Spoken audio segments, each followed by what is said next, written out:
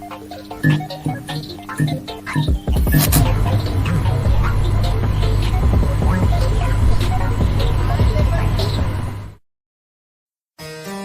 the Winds Productions presents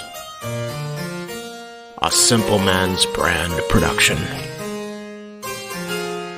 in conjunction with J. Hebert Studios.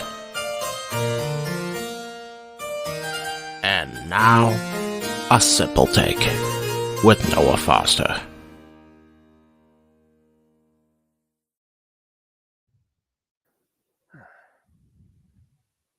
We have finally went into full gear and saw who rose to their potential and if someone was truly better than the devil that we know.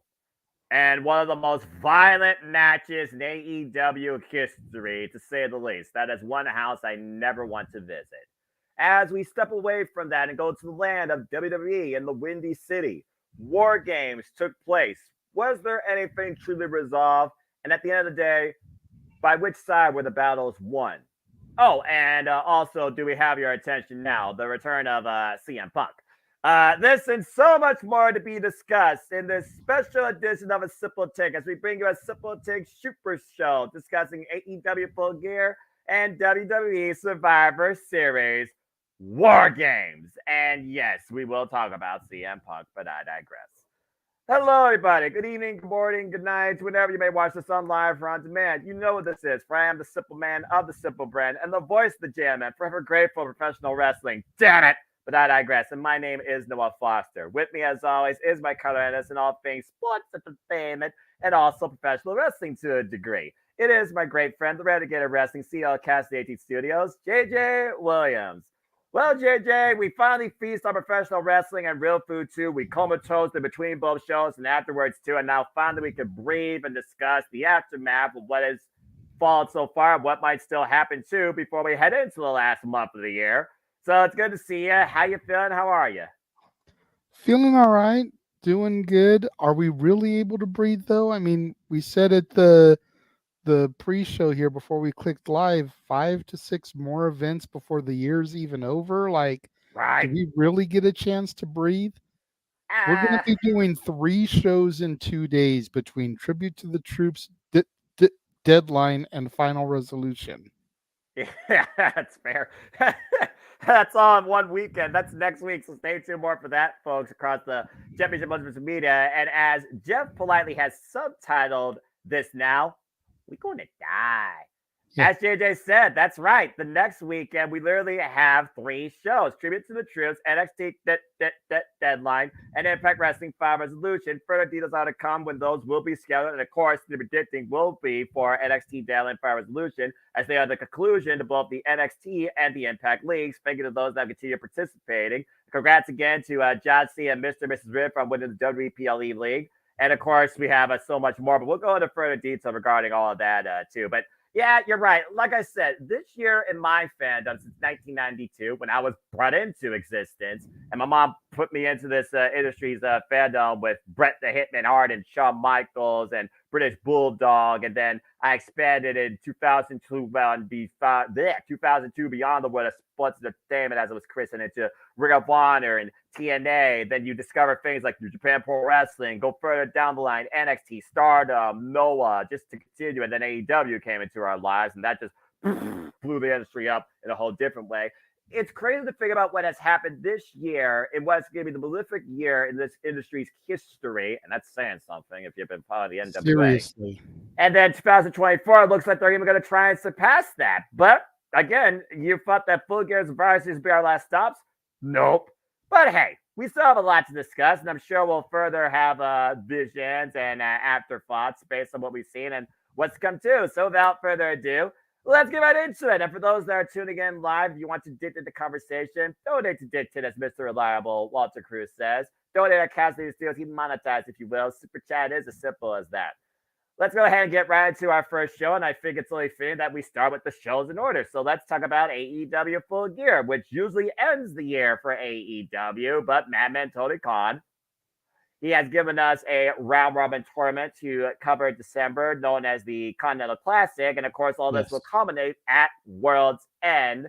And we will definitely talk about that more in discussion once we're through Full Gear. But let's go ahead and talk about Full Gear a little bit. Of course, we had the 0 hour. It gave us trios of matches that I thought were decently paced and decent variety and were okay for what they were, considering what one of them literally led to being the story of the night. How about that crazy nonsense? We saw Eddie Kingston was able to overcome Jay Lee for one of the most prolific names in Ring of Honor history, successfully retain the Ring of Honor World Championship with his friend Ortiz coming to his corner. Brothers for life, straight out of Yonkers. We saw the best kept fight, in my opinion, of the 0 hour with Claudio Castagnoli and Blade Matt was able to finally show what they could do against each other one-on-one for longer than 2 minutes in front of a full audience of people, for those that remember their history from the Thunderdome. And last but not least, we saw Samoa Joe and MJF, where MJF made a deal with the inevitable. And truth be told, combustible moments aside, they got the job done come the end of the match that night. But work was not done as a misdeed was still carried out by the Guns, who apparently had a bigger plan than the Ring of Honor Tag Team Championships as they shattered MJF's knee. And also Adam Cole returned, baby, and also invited a prompt to assist during that fun little match. And of course, that set up the story of the night before the show, as MJF was hauled up on a stretcher into an ambulance. But as Adam Cole, he literally yelled to Adam Cole, "Don't let Jay White leave for the AEW World Championship. Promise me." As a hobbled Adam Cole says, "I promise," before we get into the actual show. I thought this was a good 0 for what it was. Again, 0 gives you a little bit of action, what you can expect from the AEW environment, and also it still brought us into what's ahead for the night, courtesy of Renee Paquette, Stokely Halfway, who was a little pissed off that Eddie Kingston won, by the way, much to my happiness. Just a smidge. Well, just a smidge, and then RJ City, who still is the biggest goober in my opinion. But I thought the 0 was okay for what it was worth. What's your thoughts on the matches during the JJ and the overall feed into the pay-per-view? I think it's a crying shame that Claudio Castagnoli was on the 0 hour. He deserves the main card all day, every day. I agree about that. I think that MJF and Joe probably should have been the first match out. That way there could have been more time to sell the story. Just a little bit more time. It wouldn't have made a huge difference, but you figure they were the main event, so they went on approximately 40 to 45 minutes into the 0 hour. Whereas if they had been straight out the gate, that would have given them an extra half hour or so to sell the injury. Other than that, unfortunately, the 0 hour was mostly forgettable. It was decent action. It was typical AEW action, but it wasn't memorable AEW action, unlike the main card. I feel like the 0 hour needs to have at least one moment you remember, or like one match, kind of like how they did Wrestle Dream with also Claudio Castagnoli and Josh Barnett. You had that aftermath of respect and encouragement by one of the meanest men's ever in the business, and he's barely ever had any wrestling matches. How's that for some crazy nonsense? And he runs Bloodsport. But yeah, this 0 hour, the angle to the ankle, and I'm not being a poet, that's just the way it works out. It kind of did feel rushed because immediately it's like fade to black, coming to the show, and then they immediately start talking about what happened. And it's like you didn't give us a chance to like really process this. If nothing else, I probably would have put this in the middle of the 0 hour because you are telling a story before going into the show, but you're not giving people enough time to breathe in the story, try to process what happened, and see what ways it could go. And while we did learn what way it was going throughout the show very early, it still seemed like that to me being the biggest angle out of 0 hour could have been put in the middle for people to digest, and then you feed us into the main show with maybe the Claudio Castagnoli by Matthews match, because again, very good fight. But yeah, again, it's just one of those things about booking, priorities, and management. It's one of those things like, judge the order by either superstar or importance. I still feel like there's some errors right there where Tony Khan, Aubrey Edwards, Tony Schiavone, and whoever else is involved, Jeff Jarrett, I'm sure, kind of trying to feed that because Jeff Jarrett and crew were involved in Ring of Honor Championship matches. They always do. But Of like I said, course. I listen to Unrestricted. I respect the Jarretts for what they've done to the business, and it seems they know what they're doing in AEW when it comes to their character. At the end of the day, it's real heat, but they also love what they do, and it gets a reaction. So there you go. Kyle, good to see you, my friend. But yeah, so let's go ahead and get right into the main show, for it was Saturday, and you know what that meant. It was AEW Full Gear from the Fabulous Forum in Los Angeles, Inglewood, California. As I'm learning about California geography more and more every day from you, Jeff, and Tatula. Of course, Tatula was there live. I hope that she had an incredible time. So let's go ahead and open things up with this match, which simply put, it was Sting's last match in LA in the Fabulous Forum, the stomping grounds of California, where he was first found. It was trios action with the Patriarch, or excuse me, newly christened now the Patriarchy, brought in by a chorus of children. What the hell? Christian Cage, our current TNT champion, alongside Luchasaurus and Nick Wayne. Yes, he was named Luchasaurus at the time, even though now he's known as Killswitch.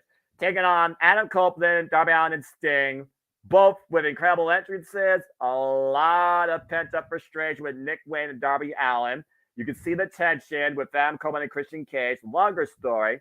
And then you have Luchasaurus, who's there to protect Christian Cage from like a scalded dog. And Ric Flair was even involved in this. And for what this was, it was a nice way for Sting to have one last great match in his home territory, being perfectly honest. And it definitely has furthered the idea of Adam Copeland and Christian Cage. They are on a collision course with each other. We've also seen how, since Luchasaurus was the one that basically ate the fall, he kind of right now is in Christian Cage's crosshairs to prove his worth, as we now know them as the Patriarchy, JJ. So, what were some of your takeaways with this trios match and the stories that were unfolding? And do you think it was a nice way to really get Sting that one last big thank you out in California? I mean, Ric Flair even took a bump, well, to the balls, but still, I guess that's something. You know, I know he's a heel.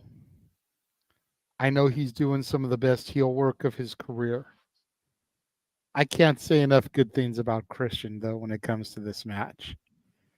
He was so on game. His entrance with the children choir was WrestleMania-esque.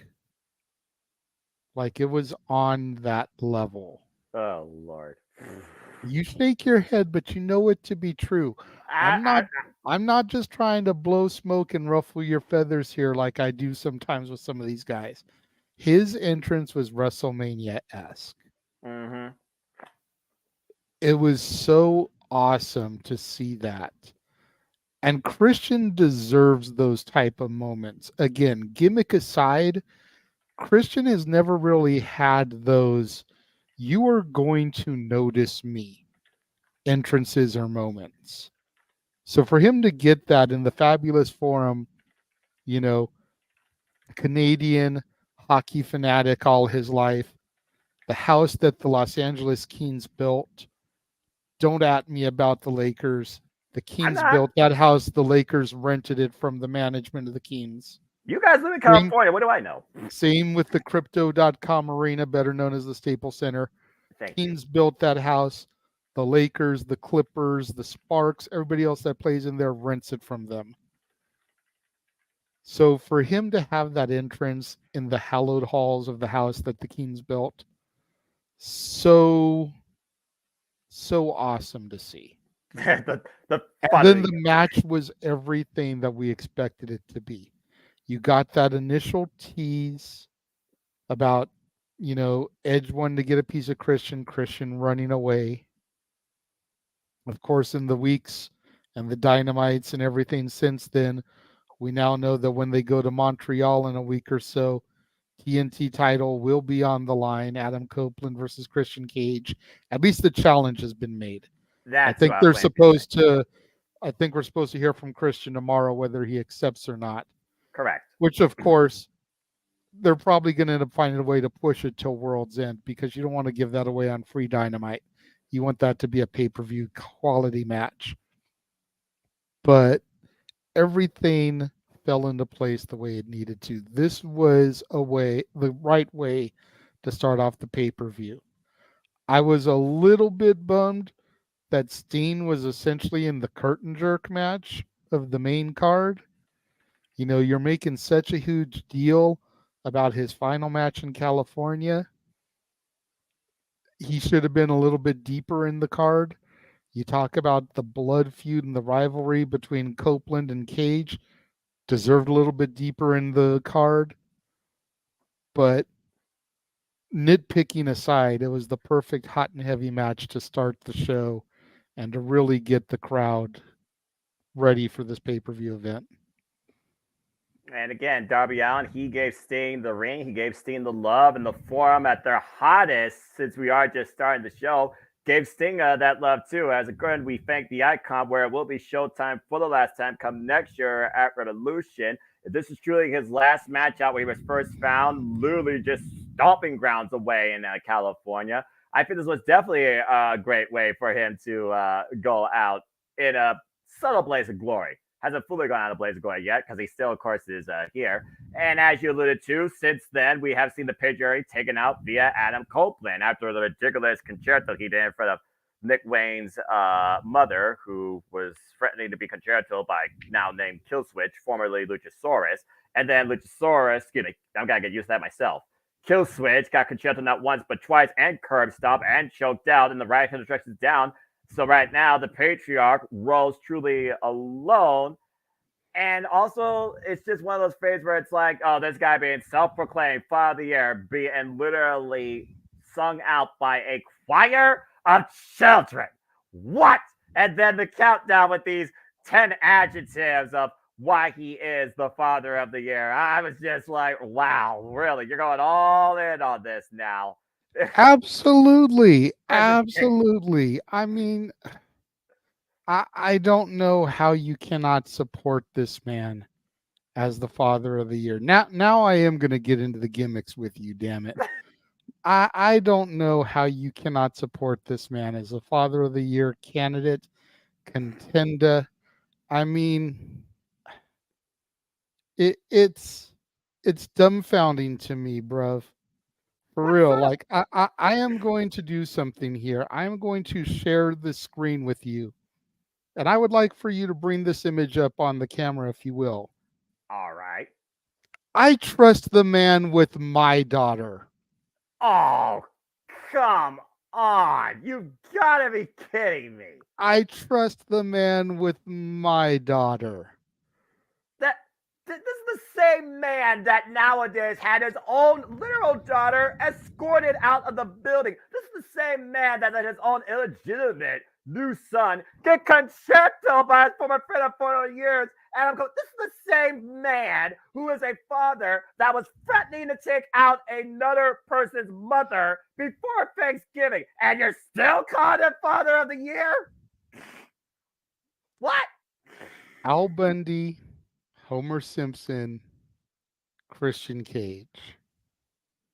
Christian Cage chokes Christian Cage strangling Homer Simpson or strangling Bart Simpson now that Homer can strangle Bart. There you go. There's how you bring him on The Simpsons. That somehow still is going on way longer than needs to be. But yeah, this was really just a fun match and further teases when Adam Copeland and Christian Cage will engage each other one-on-one. Now, I understand what you're saying, but let's think about this, man. It's Montreal. It's Canada. It's their home turf. If they don't push out the title, keep at the title match to World's End, they could push out the second encounter to World's End and elevate it. And you and I both know what E and C are famously known for, and it's not what the letters imply if what people that don't know wrestling are thinking. TLC.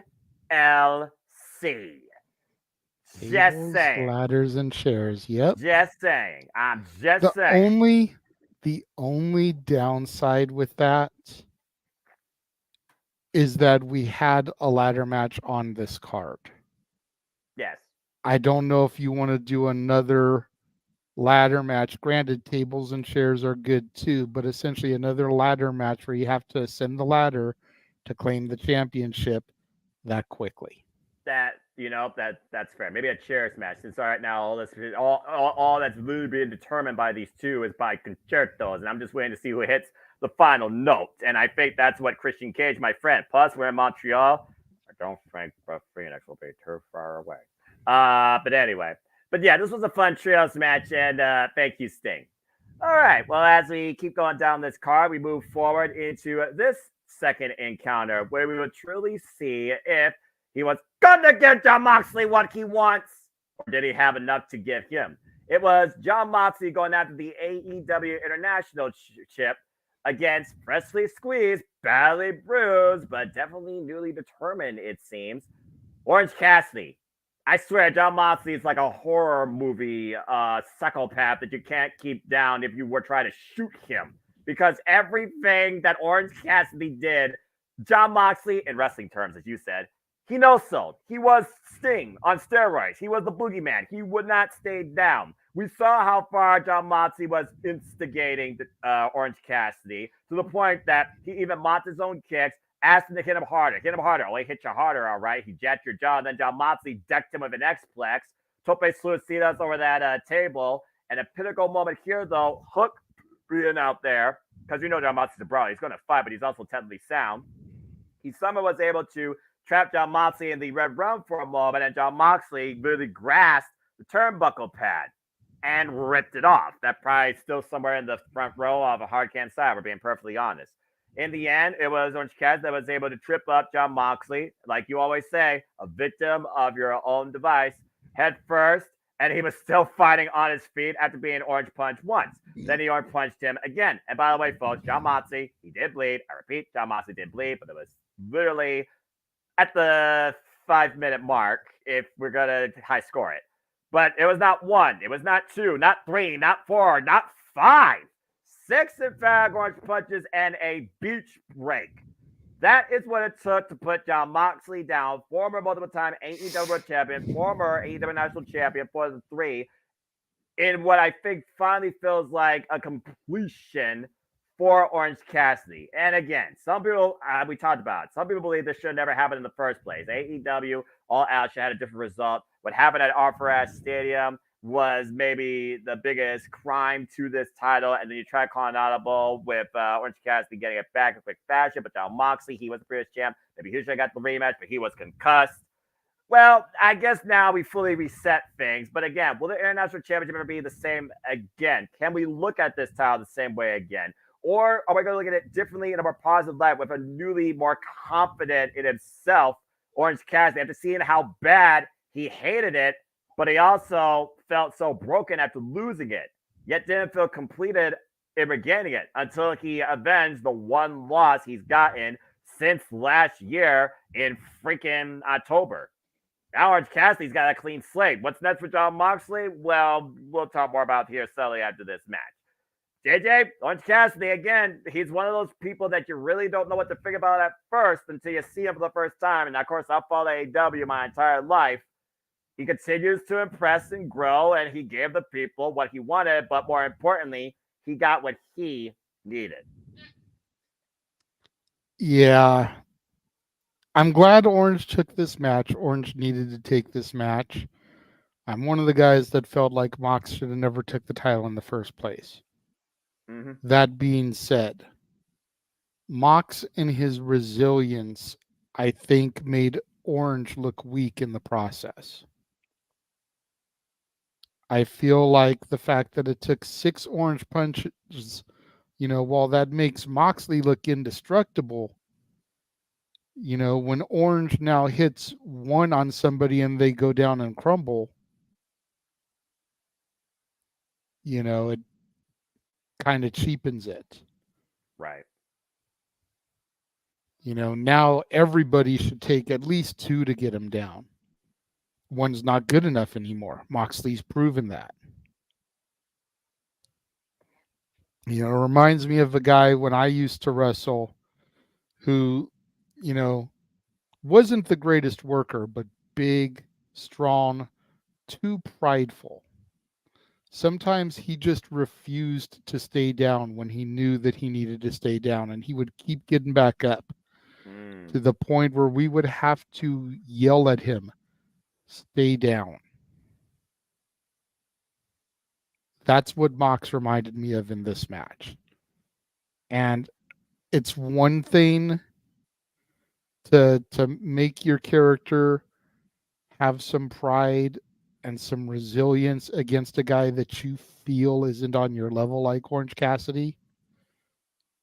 It's another thing to have it come to that many of the same move to put him down. Because again, Orange Cassidy goes out there on Dynamite, one orange punch, and the person crumbles. That does nothing for Orange Cassidy now. And it does nothing for the person that he beat. I think the Orange Punch over time, though, has kind of been degraded to that already. If you look at his track record, how many matches when he was champion in the later half did he win with an Orange Punch? Very few. If nothing else, he set them up after an Orange Punch for a trap pin. More of his wins while he was the champion as of later were trap pins because of the damage he done with his right fist, punching the hell out of everybody. And he punched John Moxley 6 times, including one time with an elbow. And let's not forget, it exposed Tope Suicida elbow strike earlier in the match as well that rocked John Moxley's equilibrium. For me, I think it goes down to, again, how far is a champion willing to go to keep a title? And how strong does a champion look in preserving the title? He already faced John Moxley before, and with John Moxley, he already knew that one punch wasn't enough. It kind of was the story going into this. You look at the Dynamite Go Home. What did he do during that tag match? He orange punched John Moxley. John Moxley was furious, and he booted him out of the ring and then said, "I'm going to obliterate you." And so Orange Cassidy, he didn't rely on just one. He literally took every last bit of resolve he had left. If anyone's going to eat that many orange punches, I think John Moxley is the perfect candidate because he is bloody insane, if we're being perfectly honest. And he played that role in this match. He was like the unstoppable force. Now that Orange Cassidy is finally being that unstoppable force, maybe he can lay back on using the orange punch towards a finish, but try and set up closer to the result, whether it's like a pin or a beach break. I wouldn't mind seeing the orange punch rock an opponent into a beach break follow-up. And to be fair, that's how Orange Cassidy actually did win here. He won with a beach break after rocking John Moxley with 6 orange punches. So I think that just comes down to how more dynamic who we see Orange Cassidy become in the way he preserves this title based on who he's facing. And whether or not he uses the orange punch towards the finish or simply gets them with a trap pin. I wouldn't mind seeing him more often catch somebody in a mouse trap or a crucifix or a counter roll-up if it shows the resolve of Orange Cassidy versus the weakness maybe in his finisher. Because I do believe you're to a point, he should use the orange punch. He might have finished the match after John Moxley probably literally broke every bone in his fist. And that being said, so far, he has not had a defense, of course, since winning this title back. And as far as John Moxley goes, as we talked about earlier, he's now involved in this round robin tournament, the AEW Continental Classic in the Gold League. He's already kicked off strongly with 3 points. And for those that don't know, it is a round robin tournament in AEW where 3 points for a win, 1 point for a draw, 0 for a loss, 20-minute time limits, and all seconds are banned from ringside. So far, they've kept that integrity quite alive.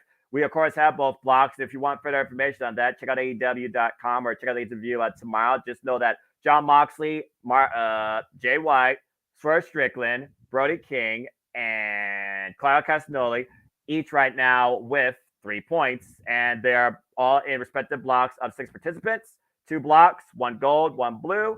And this kind of feeds into what Eddie Kingston set up with our post-match interview. For the first time in America pro wrestling industry history, JJ, Eddie Kingston's creating a triple crown. As we know, we'll get a brand new first-time ever AEW Continental Champion, but also he has basically relinquished the Ring of Honor World Championship and the WWE Strong Openweight Championship and to form this first-time ever triple crown here in the States, where the winner of this will basically defend this title across AEW, New Japan Pro Wrestling, or Ring of Honor. It's shades of All Japan Pro Wrestling when I look at that. And I figure out that time with, I believe it's the UP or PWF and the NWA. Someone can correct me on that. And it was held by Yuji Nagata. And most recently, it was won by Katsuhiko Nakajima. And I think Kento Miyahara is challenging him for that. For those that want to look up the history of the Triple Crown, check out All Japan Pro Wrestling, cagematch.net. Thank you. So I do find it interesting that right now we have the AEW International Championship, exclusive to AEW, but He's defended also across NJPW against certain participants. Gabriel Kidd, Katsura Shibata, just saying. And spoiler, Katsura Shibata is no longer Brave our pure champion. He might be heading back to New Japan. I'm just saying. And folks, also as far as spoiler goes, please remain hashtag spoiler free in the chat. I know for my East Coast friends, you're watching NXT. It's okay, but I digress. But please do not spoil NXT, and we will be covering Deadline next month. And of course, John Moxley now, he's going after the first of AEW Continental Championship. It almost feels like they're trying to make the Continental Championship more worldwide than the International Championship. And that kind of, to me, just feels like a big old blah. But it's called the AEW Continental Championship. So in context, you would think that would only be defended right here in North America, whether or not it's Canada or Mexico. That's a whole different conversation. But I don't know, JJ. So what's your thoughts with John Moxley pursuing this, possibly being a winner for this, and Eddie Kingston deciding to do this? Well, I think Eddie Kingston is crazy for doing it, but we all know Eddie Kingston is crazy. So, real talk. As far as Mox, I'm starting to wonder if he's trying to go for like the Grand Slam here. You figure he's been world champion, he's been international champion. He hasn't been TNT or tag yet. No. But get him this Continental Championship. He could be one of the first, if not the first, AEW Grand Slam champions. That's fair. The biggest titles in AEW. That's fair. I'd kind of like to see him go for a run of the tag straps, but I feel like Claudio and Yuta is the better tandem in the BCC. That way you've got experienced vet and young boy. Yeah. I feel like Yuta's attitude as of late probably fits Mox better, but I feel like Claudio could rein Yuta in more if he starts to lose his composure. Right. So I'm not really sure who you would pair Mox up with to make a run with the tag straps, at least not until the BCC dissolves, because I couldn't see him and Danielson as a tandem. And especially knowing that Danielson's got months on his, career, time is ticking. The sand falls every day through the hourglass. So I don't see anything there, but I think Mox is making a run because of the accolade. I think he sees a bigger picture here that maybe the rest of us haven't caught on to just yet. Possibly. I mean, like you said, but let's also think about this. At one point, we thought this dude was going to go on friggin' vacation. He literally has been the living heartbeat of AEW in their darkest hour and still keeps going, no matter how mentally or physically he feels. And he's talked about it in backstage interviews. Work or shoot, you tell me. And again, Renee Paquette's also there. It's just one of those things where I feel like, you know what? Yeah, it'd be a cool added accolade, but does he need it? And you look at the field, I mean, the most inexperienced amongst this entire field is Derek Garcia. He might be a sleeper pick to see people see him transcend further than that. Again, former, I think still PWG champion. He's gone 60 minutes with a Yuta, and everyone still looks at his dynamic when it comes to professional wrestling and sports entertainment.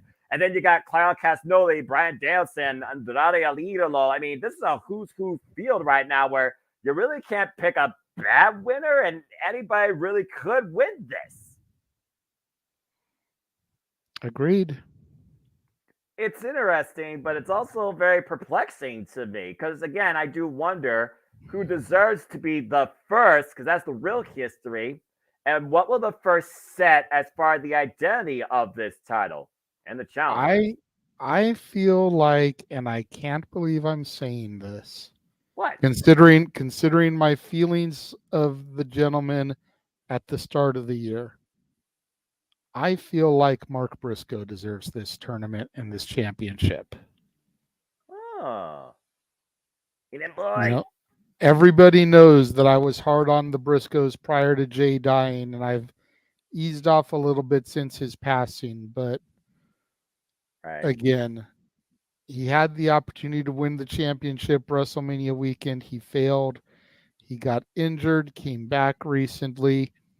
Warner Discovery didn't want the Briscoes anywhere near their TV product.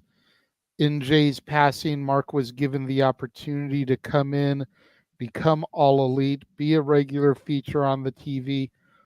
What better way to wrap up a shitty year for the man than at World's End to be able to be the first Continental Champion? A, Mm, a, a Grand Slam that consists of the ROH title that his brother held, that he challenged for earlier this year and failed to win. Like, if the Ring of Honor title wasn't part of it, I probably wouldn't be looking at Mark. right. But with that being a component of this championship, of this Triple Crown, I say Mark Briscoe. Jeez, it's still so early for me to even try and put Agreed. out more of a confident pick. And I Agreed. get it. Yeah. And this tournament seems like it's tailor made for Bryan Danielson It really to get a does. huge accolade, going into Wrestle Kingdom, going into the final months of his career. But at the same time, it's like Tony seems to be all about those heartfelt stories. Whereas WWE sometimes will play the heartfelt, but more often than not, they'll make the star job in their hometown. Yes. Tony seems to be about making the stars and everything, and I I I don't see Tony passing this opportunity up. And if he does, he does. Right. But I don't see how he could be looking at this and at least not be seriously considering it.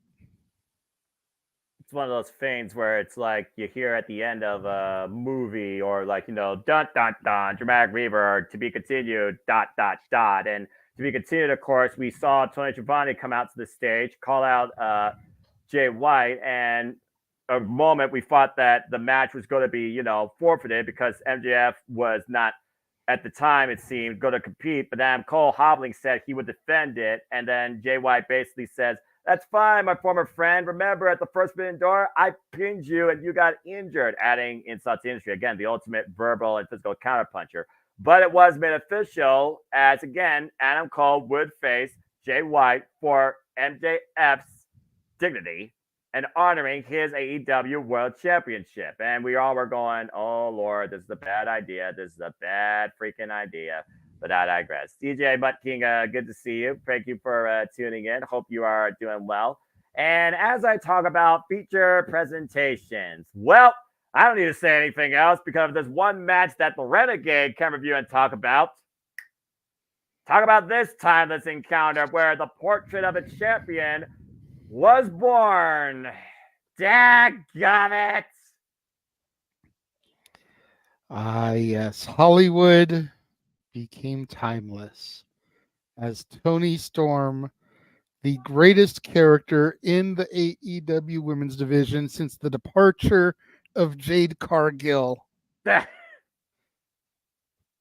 reascended to her glory and her greatness and captured the AEW Women's Championship. I'm not even going to botch you with this theatrical presentation because that's what this was. Go ahead. Oh, and I said it as a haha anyway. It wasn't supposed to be a botch. It was supposed to be a funny. I know. But yeah, I mean, how could they not put the belt on Tony in Hollywood? I know you like Hikaru Shida. I like Shida. Sheeta's an amazing talent. But gee, let me shake up my magic 8 ball. Will Tony Storm win in Hollywood, California? No fucking shit, moron. It's like it was written in the stars, if you will. It's a WrestleMania callback. Yeah, I'm about to say, well done. But this was so good. And I do feel bad for Sheeta, who her recent reigns have been transitional. Very short, to say the least. However, she still holds the record for longest reigning AEW Women's Champion, so I don't feel that bad for her. That's You fair. know, she's the longest reigning AEW Women's Champion, the first 3-time AEW Women's Champion. Tony is now the second. Yes. So I do not feel that bad for Sheeta.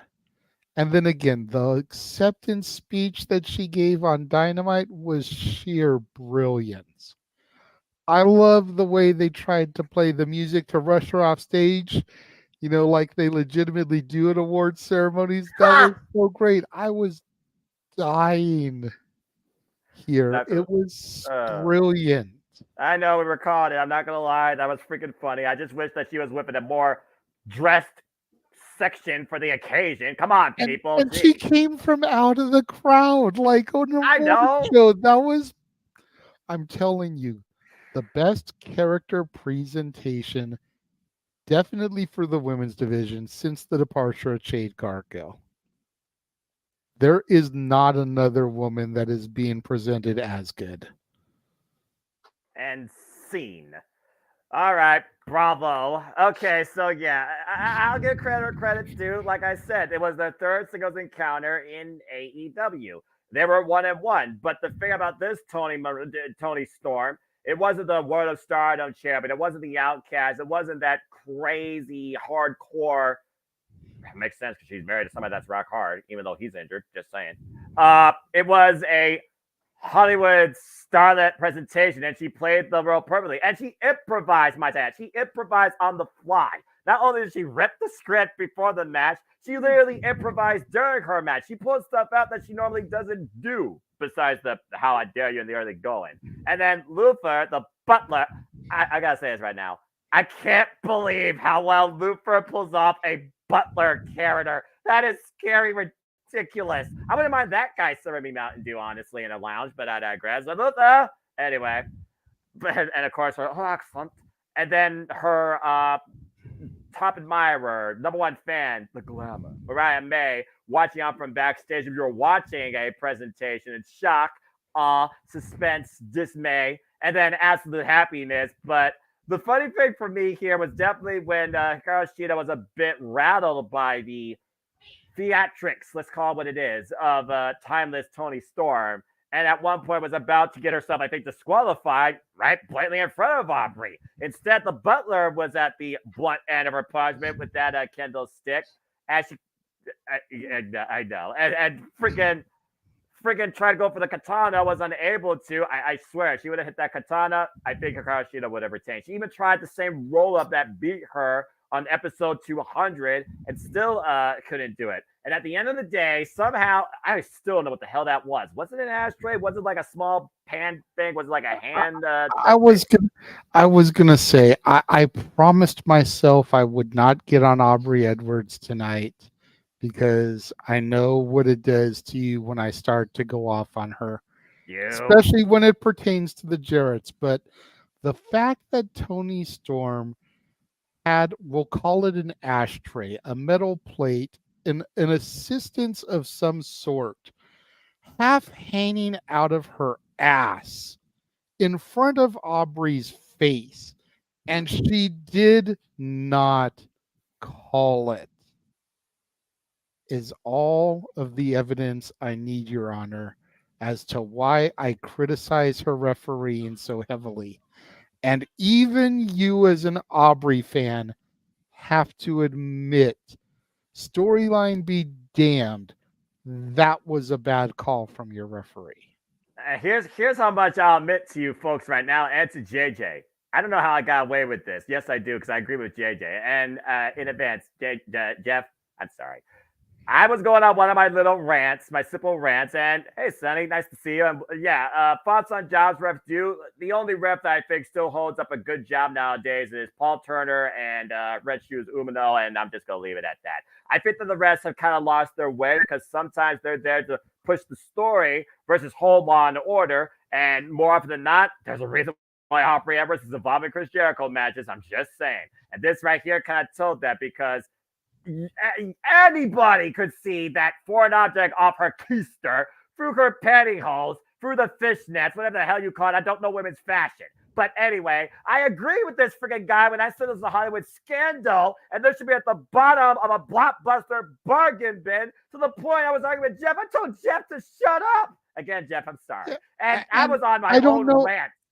Like I get, QT Marshall just announced he was leaving AEW, but how this wasn't a QTV segment on the Dynamite coming after, playing off at TMZ, looking at the footage, analyzing the thing, like how they didn't capitalize on this is beyond me. Right? I was waiting for that. I was like, okay, how do we go from here? QT tried to get an exclusive scoop, and RJC pushed him away because QTV is the paparazzi, and they tried to catch her while she's on her way to her what did he give Tony Khan that letter? European getaway or something like that, or Anthony. And I'm not saying have Harley Cameron do the investigative reporting since she can get in the women's locker room. Actually, that makes sense because she's a woman. You're absolutely right. Mariah May could be like the interviewee. There was so much potential here with this. Again, and they dropped the ball, just like they dropped the ball by not using any footage of her on Hollywood and Highland, the Walk of Fame, the Dolby Theater, where they actually do the Oscars. Yeah. I don't know if they tried and were shot down, but there was so much gold at their fingertips. And they dropped the ball as far as overall presentation going into and coming out of this match. Yeah, it's one of those things where if I were to grade this on IMDb, I give it a 7 out of 10. Why she still got her roses and a standing ovation and a crying Nigel McGuinness. I'm going to say this right now, by the way. Nigel McGuinness, this is the best commentary work he's ever done in his life. He is beyond brilliant. He's a treasure. Oh my gosh. It still calls Brian Danielson a clam digger. I need to see these two in the ring one more time. I'm just saying. Maybe Nigel McGuinness can't wrestle, but give us an in-ring angle. Because seriously, how long do you keep calling Brian Danielson a clam digger before Brian Danielson tells Nigel to shut up? But anyway, going off topic. Yeah, I know it would have to be a forbidden door, but can we get Nigel, Brian, Pierce, and Aldis in a ring together? Can we make that happen, please? Take my money. But anyway, back to full color. Congratulations to Toni Storm becoming a 3-time AEW Women's World Champion. Very curious to see what a timeless reign portrays and who's going to be in the role of supporting star in front of her when the lights are out and bright and she takes center stage in the spotlight. As far as the Shida, I don't know. She's going to, maybe go right after it or do some stuff in Japan or what her direction is now either. And yeah, you're right. She has the accolades. I even named her accolades. First woman to get 50 wins, most main events for Hikaru Shida, 3-time champion, longest reigning Women's World Champion. So I am curious to see what the direction holds in store for her, whether she takes some time off, regather herself, go dark, or, try and invade the Hollywood backlot. I don't know, because, again, she asked herself. And I feel like there was more you could have done with this, but it is what it is. Congratulations to Toni Storm regardless. And thank you, Sonny, for that question, kind of quote question. Before we move on, JJ, we talk about referees. Is there a particular referee that you believe has the most integrity to keep the match in order, follow the rules, play by the book in this day and age? Or was there always a referee that you held to that credit?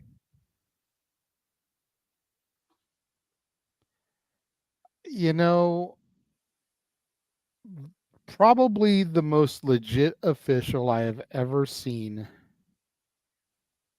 And I can never pronounce his actual last name, but in the WWE, he went by Marty Elias.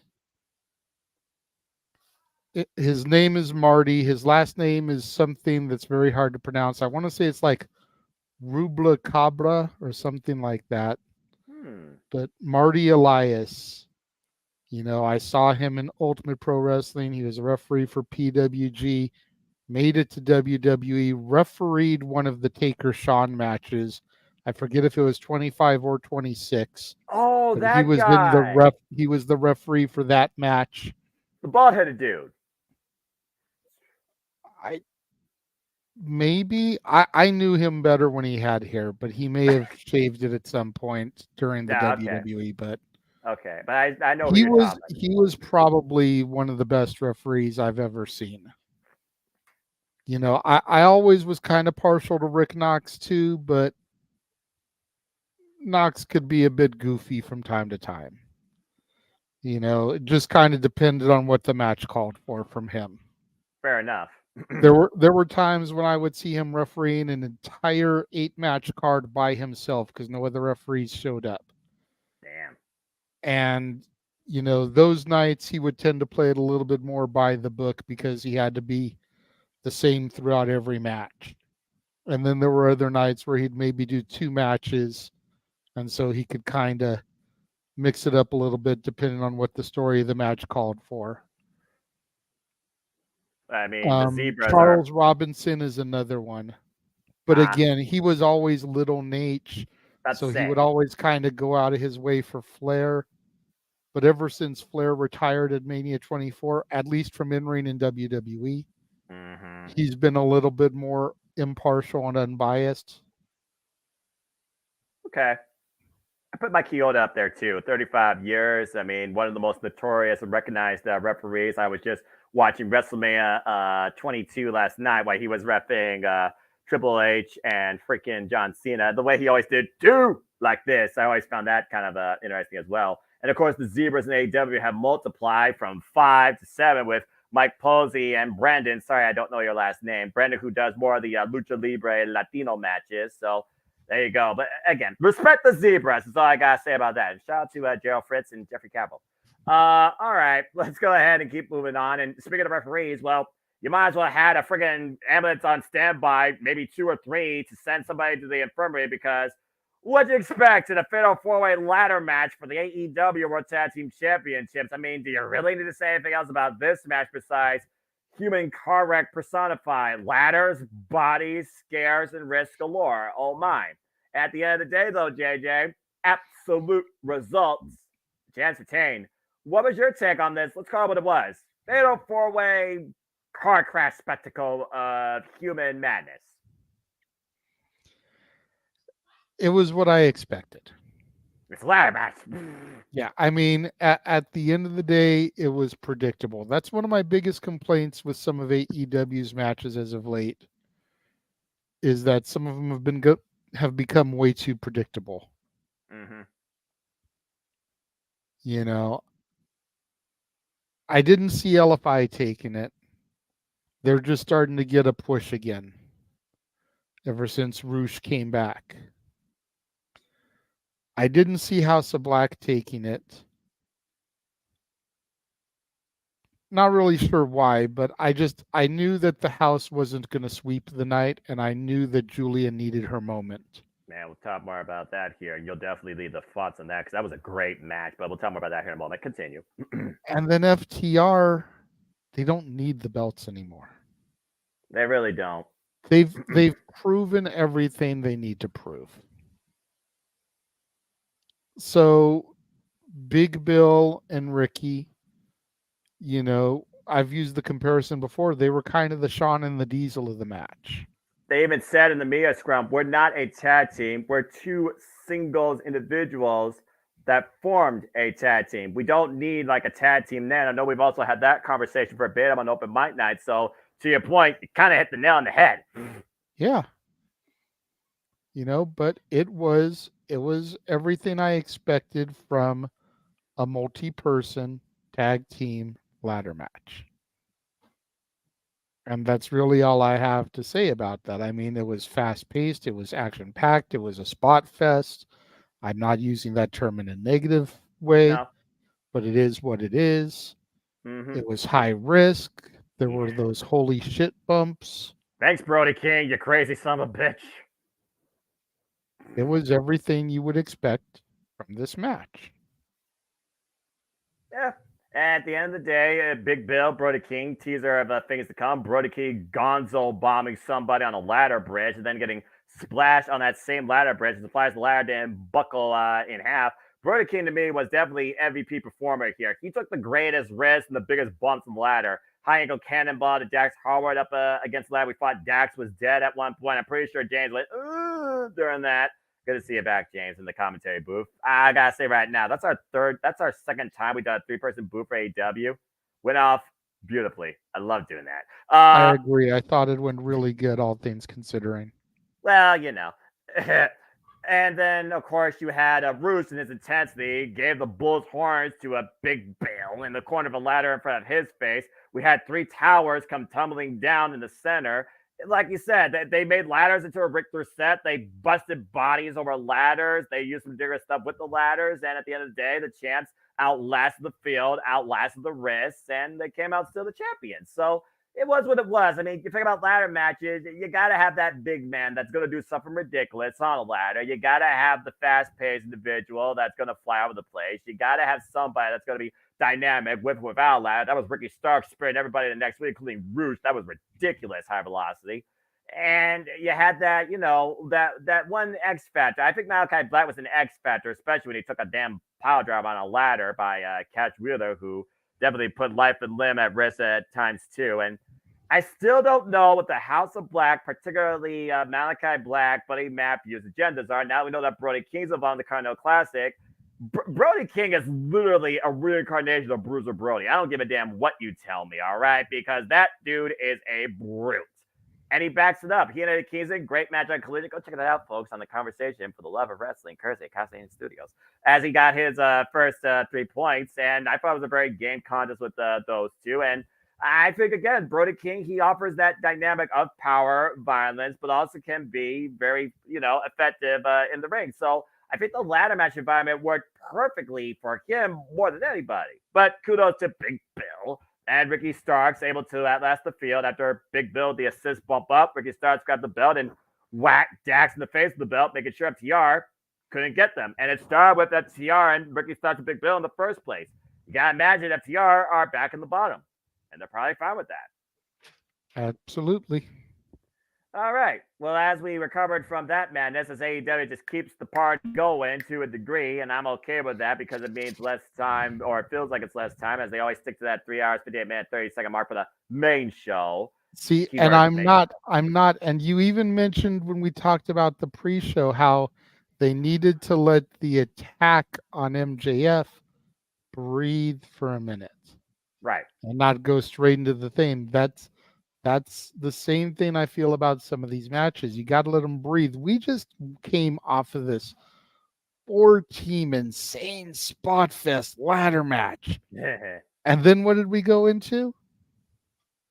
This great triple threat where we wondered where the TBS title was going to be at. Was it going to be with Ben Stiller's biggest fan?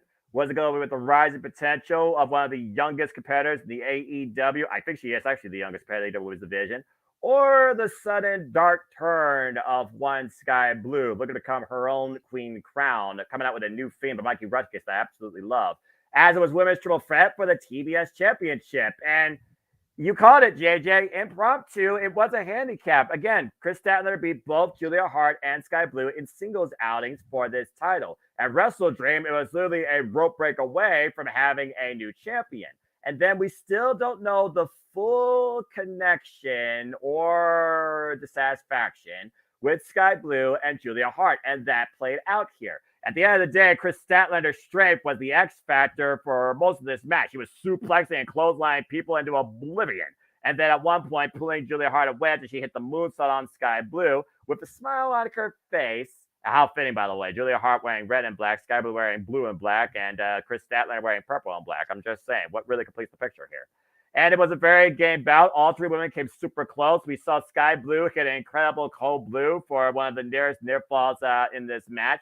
We saw Julia Hart trap Sky Blue in the Heartless, but Chris Statler was able to break that up. Sky Blue's, was literally trapped in the what was it, Saturday Night Fever, and Julia Hart capitalized with the running clothesline. I said I should have predicting. I should have stuck to my damn guns. God bless it, but champion not involved in the decision. I'm just saying. What did I say instead of predicting, JJ? Sky Blue. She was either going to lead to a new champion or she was going to lead to the current champion still.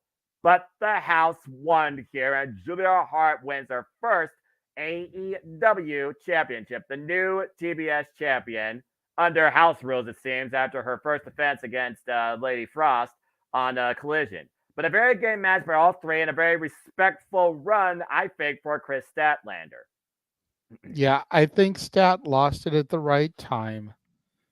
Truth be told, I've been calling for her to lose it for a minute. Yes. But I feel like, she lost it at the right time. I feel like she lost it to the right person. As much as I would have loved to have seen Ruby or Willow or Sky take it at some point throughout her run, I feel like Julia is on the cusp of something great right now. And I feel like the belt is going to help her get to that greatness. Definitely going to add more pressure to her to ascend to that greatness. As she said during her scrum, she's still learning and she's still processing. Now she leads as champion, which means she has to not only elevate herself, she has to elevate everybody else around her with that title as an added pressure factor. Again, that's a whole different pressure than being the hunter. Now you're the hunted. And we'll see how long the house does continue to win. It surprises me, though, we didn't get that mist spot I was hoping for. The blue versus the black mist, or either of them trying to miss Chris Statlander. I kind of think that was a missed opportunity. But also, it kind of just made me focus more on what they show in the ring athletically. And speaking of athletic, Chris Statlander bounced back with her first ever live TV singles encounter with Diamante, very game contest by both on Rampage. They gave women that much time on friggin' Dynamite. I think you have a different perspective on the women's division wrestling community, but I digress. Tony Khan I completely agree. I'm just saying. Anyway. I will stop you when you're telling lies. Oh, okay then. But anyway, please continue your thoughts on this triple threat. And what do you think about Sky Blue's continued evolution, her presentation? Now she's got a new theme and a whole new look. Well, I love me some Sky Blue.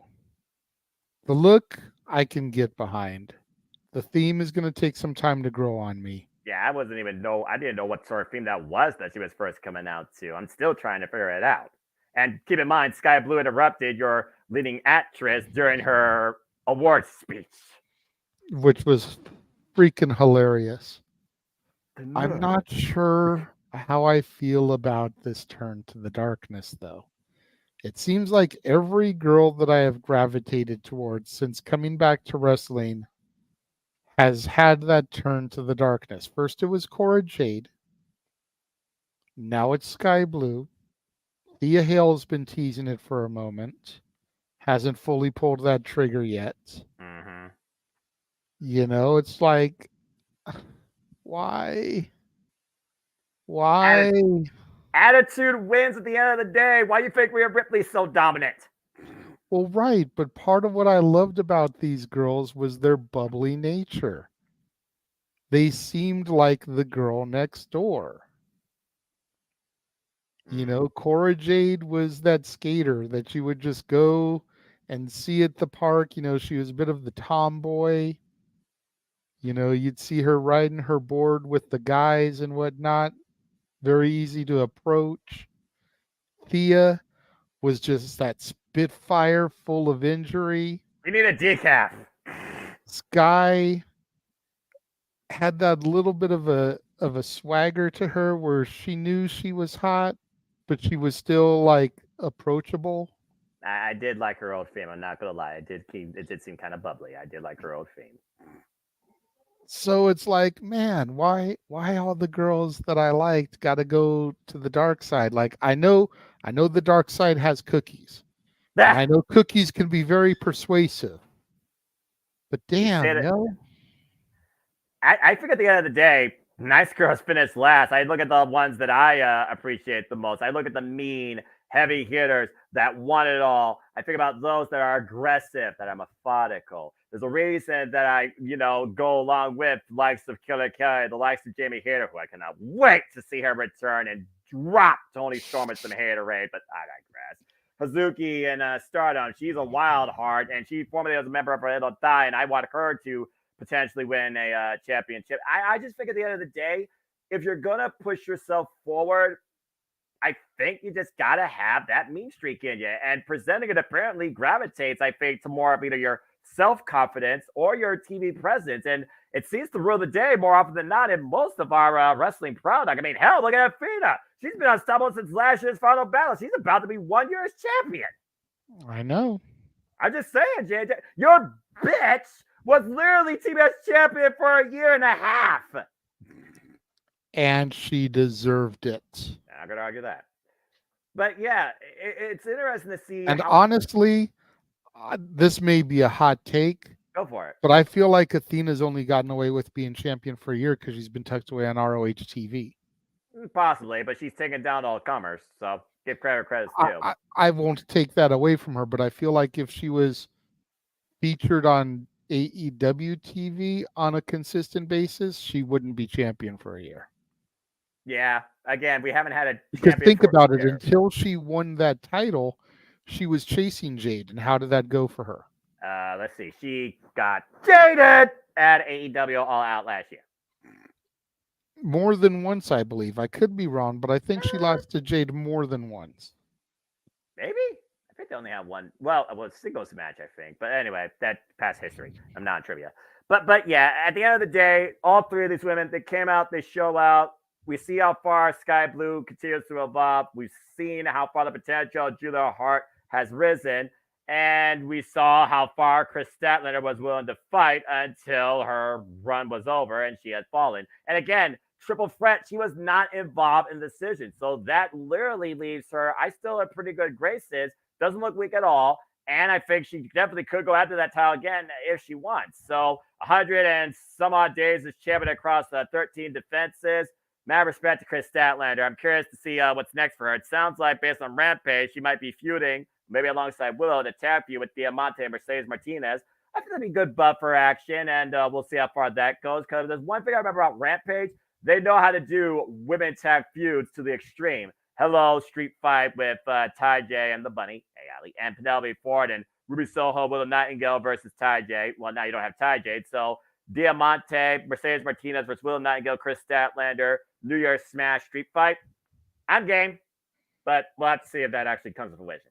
Anyway, congratulations, Julia Hart, one of the youngest competitors in the entire AEW roster, new TBS champion. We'll see how far the house continues to win. Okay, now we're... JJ? Yes? What the fuck was this? This was a car crash. This was a car that got stuck on the train tracks, and that car got rammed into a school bus full of children that got set ablaze, and that school bus that was full of children set ablaze went flying over the Grand Canyon and exploded in the bottom of the Grand Canyon. And when it exploded in the bottom of the Grand Canyon, a mushroom cloud flumed up through the canyon and took out all the birds and the wildlife. Oh my God. Stop me when I'm telling lies. You're not. This was the definition of I shouldn't be watching this, but I can't look away. Yeah. Goddamn. For real. And like, God. I'm surprised and thoroughly happy that Swerve won. Right. But this match was just like, holy hell. Ugh. And again, like, they have unintentionally turned Swerve babyface. I don't get it. The mogul of AEW. Between Nana's dancing And the fact that he was fighting Hangman, somehow, despite him breaking into Hangman's house, he still was the babyface going into this. And somehow Hangman made himself heel. Look at Bizarre World. What was it? The 6th of January? Was it Topsy Turvy Day? Well, we weren't in Canada, so I don't know necessarily if you could also talk about the environment because the Kia Forum was all in this crazy shit. I don't. Fabulous Forum, excuse me. I don't get it. It's one of those things where AEW, you talk about their predictability. Yeah, here's your unpredictability for you. I mean, where do we begin? Let's go ahead and talk about the entrance first off. As my friend Cindy christened them, the Swervettes. Prince Nana got some game, man. And of course, Swerve knows all the big hits and quite an entrance. And you talk about Swerve being babyface. I think Prince Nana compliments that because everybody loves doing this. Because at the end of the day, Prince Nana is one of the greatest fans of AEW. Hell, my friend King from ATW showed a video of Aubrey Edwards getting down with herself behind the curtain during freaking Prince Nana's live performance. And then Heyman came in and freaking buckshot Lariat, one of the best buckshot Lariats ever delivered, swerve into freaking next week. And I was like, okay, so this is not a normal match, right? Texas Death Match, but you're already pulling out the stops to your finish. Where the fuck we go from here? How do I make this sound justifiably wrestling okay and not unethical? Let me see if I can do this right. He taped up Swerve's hands and stapled the man. Yeah, let's go with that. Yeah, I don't know if you can make it sound okay. Considering he stapled a little note from his fridge to Swerve's face and ripped it off, and then continued to staple the madman to the point that Swerve was the most scary thing since you fought John Moxley. Being unbeatable was scary, and stapled himself to stapling Hangman over his eye. Pulls out a cinder block, Death Valley drivers the man on the apron, and then a pile driver on the top of the barricade. We had barbed wire galore wrapped around a man, fishhook a man, impale a man's head. We've had Deadeye on barbed wire. We had moonsaults with men wrapped in barbed wire, fallaway throws with men wrapped in barbed wire. Jesus Christ. Did we mention barbed wire? Yes, we had a barbed wire board broken in three with a trios of moves by the Heyman. Fallaway slam, rove through powerbomb Deadeye. Prince Nana saved Swerve from losing at least twice to the point that we thought he should have kept him down. He crowned Swerve with barbed wire and hit him with a barbed wire loaded buckshot lariat that we thought literally killed the man, if not cut his throat. At one point, he literally cut the man's chest open with a barbed wire moonsault. And, oh yeah, that wasn't the crazy bit. We got a little black bag of... No, that was broken, I think, actual beer bottles of glass impaling the Heyman's back after 450 knees. You fucking madman. Jesus Christ almighty. Lord forgive me. As this match continued, the Machine Brian Cage, California native, as you said, he came down. Of course, we talked about the history of that back in Double Number 2021 when Page beat Cage in the opening match. Who to say? And he got taken out with a barbed wire lariat, but then freaking Prince Nana comes in with the chair, and Heyman doesn't feel anything from it. As we literally have Prince Nana swerving, he's gonna go out the way he came in, right? He went out, all right. Friggin' Deadeye through the table on the floor. Prince Nana ain't swerving no more. He's spasming. Nice one, Jeff. And then we thought we were done there. Not quite. As Swerve comes in like a madman with a cinder block and bashes it over the back of the head and neck of the Heyman. I thought he fucking concussed him unconscious. Why the Heyman, earlier by the way, slipping on the mat of blood, how the canvas was painted red so beautifully, violently, made me feel happy and awkward, both at the same time. As we get towards the end of this match, finally, believe it or not, folks, and I'm pretty sure I probably missed at least a third of this match. You need to watch this yourself. This is the most violent, damnedest match I've seen in AEW history, but I digress. But it is not for the weak of heart or stomach. Or squeamish. Yeah. The viewer discretion is absolutely advised. And these members are ripping flesh off each other, to put that in perspective. as he finally hung the Hangman with a steel chain. I think the very same type of steel chain that the Hangman hung John Moxley with at Revolution. But the ref didn't call for a stoppage. He got him down for the ref's 10 count as he tried to get up and finally collapsed.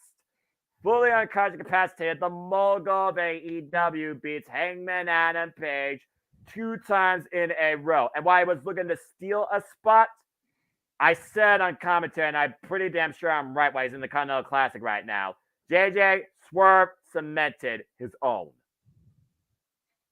I agree. Swerve is another one of those that I feel is the favorite right now, along with Danielson. I feel like this could be his ticket to the title.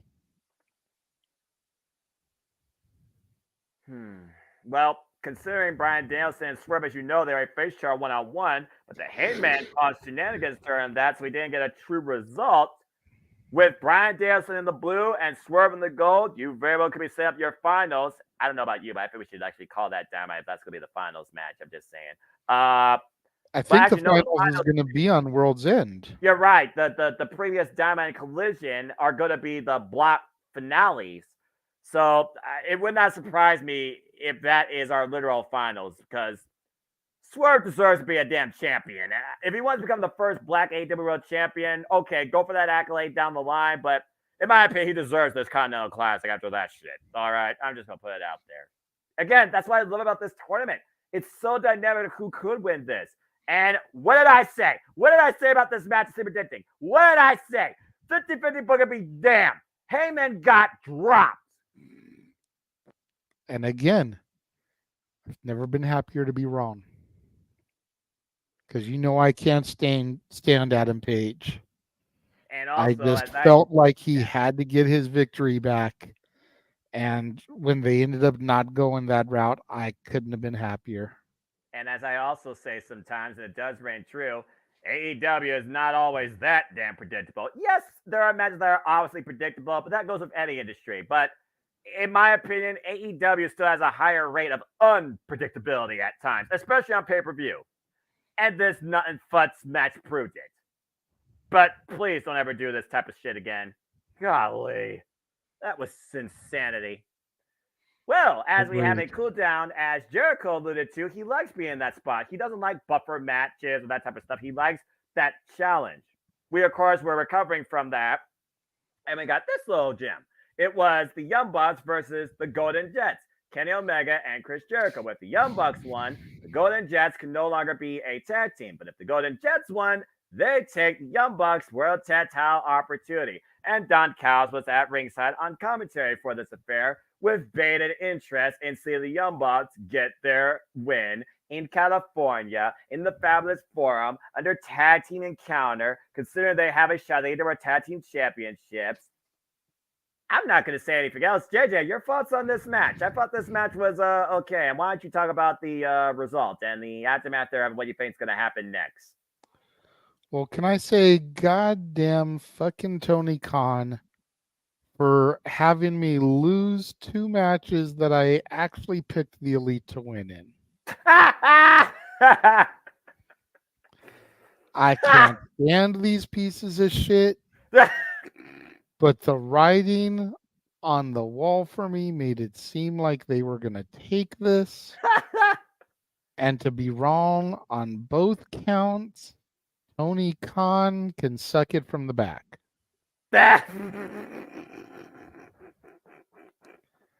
But much like Adam Page, so happy to be wrong. Man, with the announcement going into this show that AEW had made Kota Ibushi All Elite, figure there's your out right there. You have Jericho and Omega lose. They split up. Next week on Dynamite, the formation of the Golden Lovers officially in AEW. They've already teamed a few times, so it wasn't a big deal. But now that Ibushi is All Elite, you bring him in. The Golden Lovers are a full-time thing. The Bucks still get to get their titles back. Could have still gotten it in California. Excuse me. Could have still gotten it in California.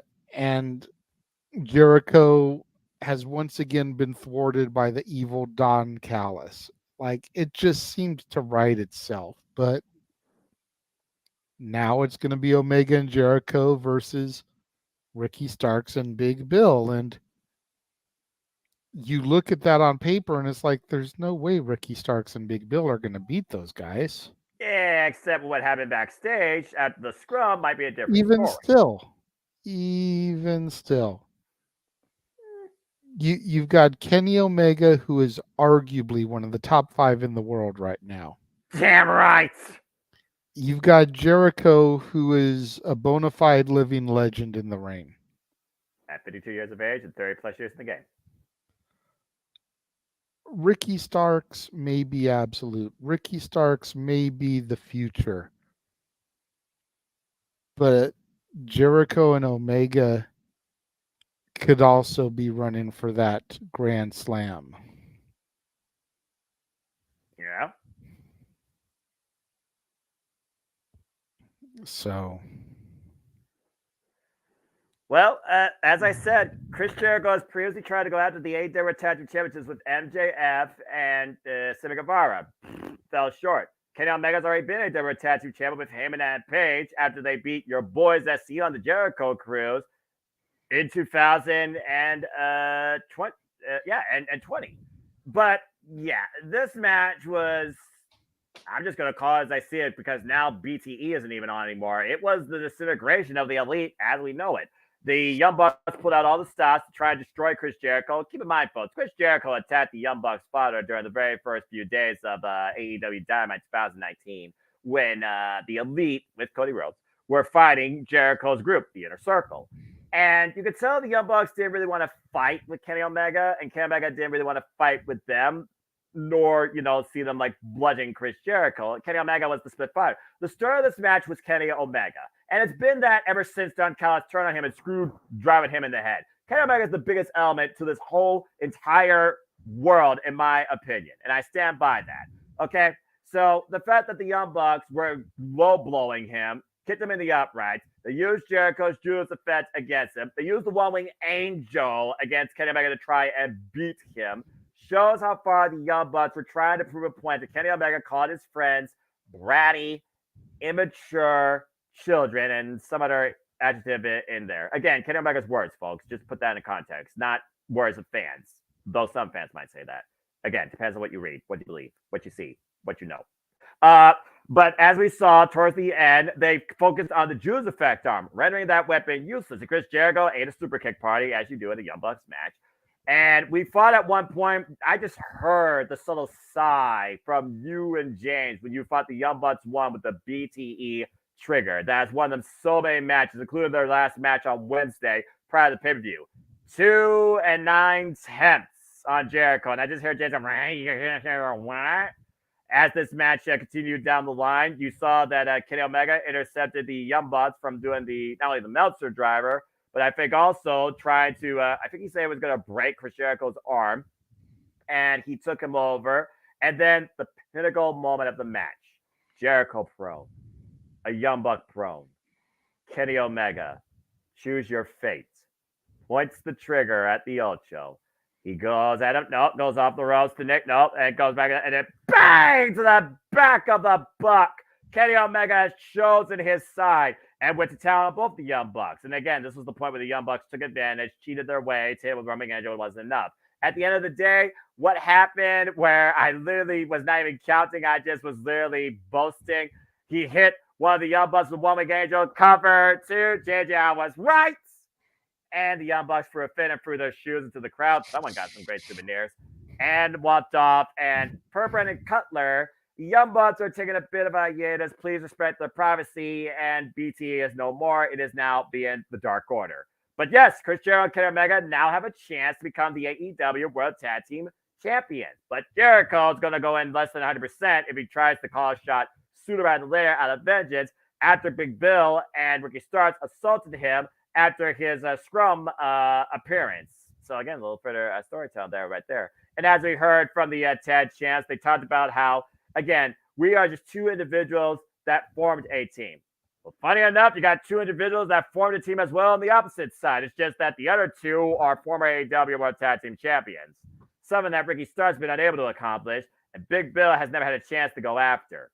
But kudos to Big Bill sharing his story, how he always believed he was going to be back on top of his own life, back on top in wrestling, back on top with his relationship. Congratulations there. Very empowered story where it became more not so about the tag titles, but Big Bill's rise. And I gotta give Big Bill huge respect for that. But JJ, like I said, I was right. It was the worst night of the Elite's life. Only Kenny Omega won. Heyman and the Bucks lost. And Omega, I don't have as much heat with, but I'm hurt, I'm old, I'm tired, and I work with fucking children. How are the Bucks acting throughout this entire match and feud? Pissy. Like fucking children? Give or take. Just saying. Hey, actions speak louder than words. Yep. Congratulations to Kim and Chris Jericho. I'm very curious to see when that match will happen. Will it happen at World's End? Will it happen at a New Beginning? Who knows? Because right now, Chris Jericho is nurturing that right arm.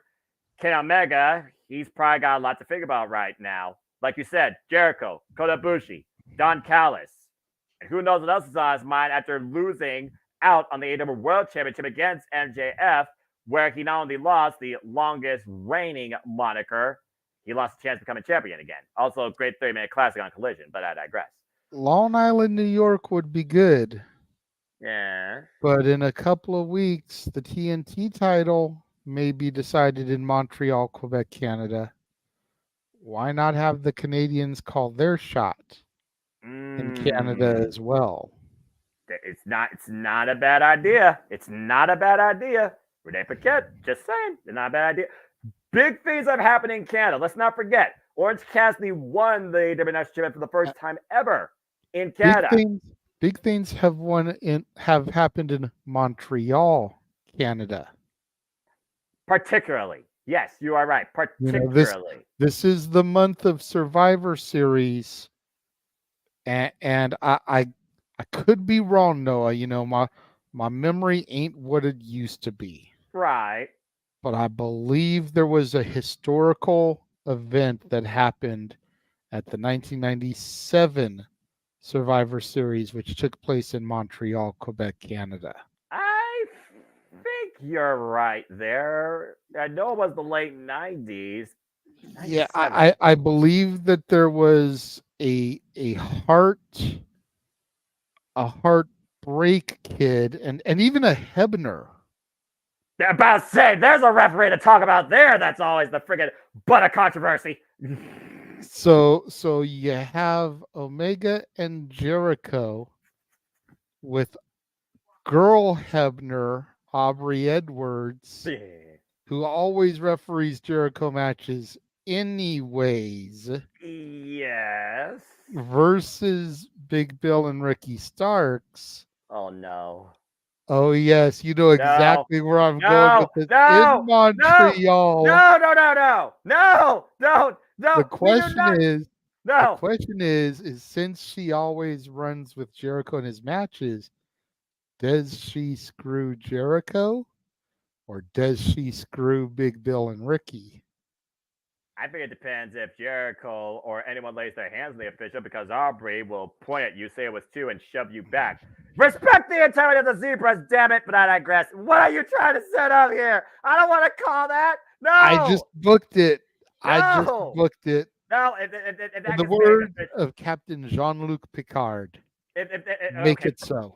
Okay, first off, if that match gets made official, we're calling that down if Aubrey's not the referee or not. And if Aubrey is the referee, Lord help my blood pressure and my anxiety, because you and I are going to be on a new one tearing into each other during that contest. And Jeff, if you're watching this on demand, you're hearing us right now, get ready to book it and make it official if that match becomes official in Montreal, Quebec, Canada. But I digress.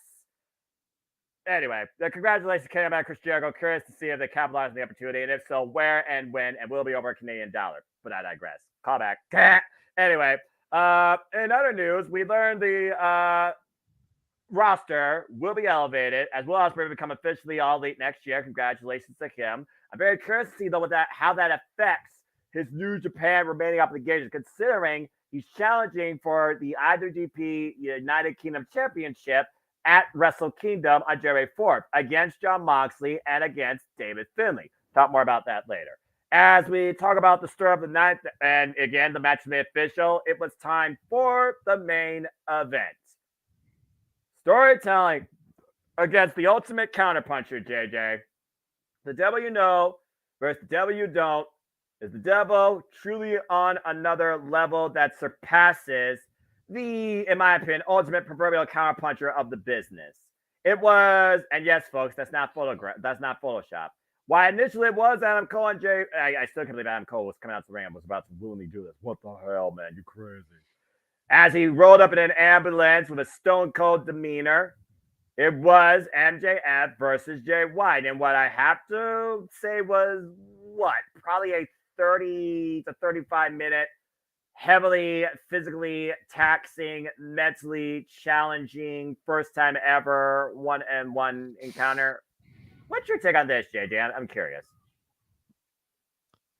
Well, really quickly before I get into that, I looked ahead. December 6th is AEW in Montreal. Oh, crap. That's so next it's a week from tomorrow. Yes. So we'll find out tomorrow, or worst case scenario, Rampage Collision, if that's going to happen and come to fruition. Please but don't. Just as a heads up, but as far as this match goes, I was very much a mixed bag on this one. Right. I kind of felt about this one the way that I feel about Seth Rollins right now.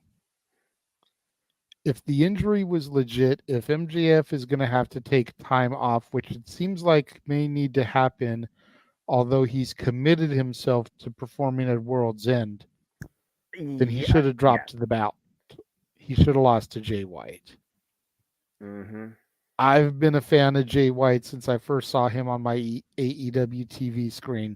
The Switchblade is freaking awesome. Card Blade is just even better. You know, Juice Robinson, the Gun Club, the whole Bullet Club Gold, I'm digging the hell out of it. It is very much, I'd say about 50-50 professional wrestling sports entertainment when it comes to Bullet Club Gold. That's fair. And I feel like it's a nice little balance.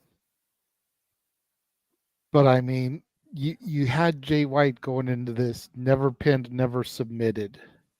Right. And he lost to MJF. And he lost to MJF without us even getting a reveal of the devil. Mm-hmm. Nothing about the devil got involved in this. No. So what's going to happen with this devil angle? They say that the people playing the devil and the henchmen right now are the people that are going to be revealed to it. So it can't be any of the WWE cast-offs. Nope. I've actually been doing some thinking lately about the devil. What you been thinking? And I want to run this by you because we've waxed proxy on David Finlay and some of the Bullet Club guys from New Japan, from the LA dojo. The War Dogs, yes. We've waxed proxy about Adam Cole and Roddy and the Kingdom and possibly Britt. Yes. We've waxed proxy about it being Max showing his true colors all along. Yes. But there's one man who, along with MJF, has called himself the devil for as long as I know in AEW. Matter of fact, he's a cold-hearted, handsome devil. Hook? What if? He's not even on anybody's radars, but they have used that cold-hearted, handsome devil line for Hook from jump. The devil doesn't have a big, beefy, muscular build. Honestly, neither does Hook. No, it's He's the lean. cut. Yeah, He's got muscles, yeah. but he doesn't have that big old hulking physique, and neither does the devil. He's also from New York. Yeah, which is where World's End is going to be. Ooh. If. It's just something that was going through my mind because we've never really seen a heel Hook as far as I know. No, he's been pretty much neutral. Neutral or face. And with Orange Cassidy, what if he revealed himself to Orange?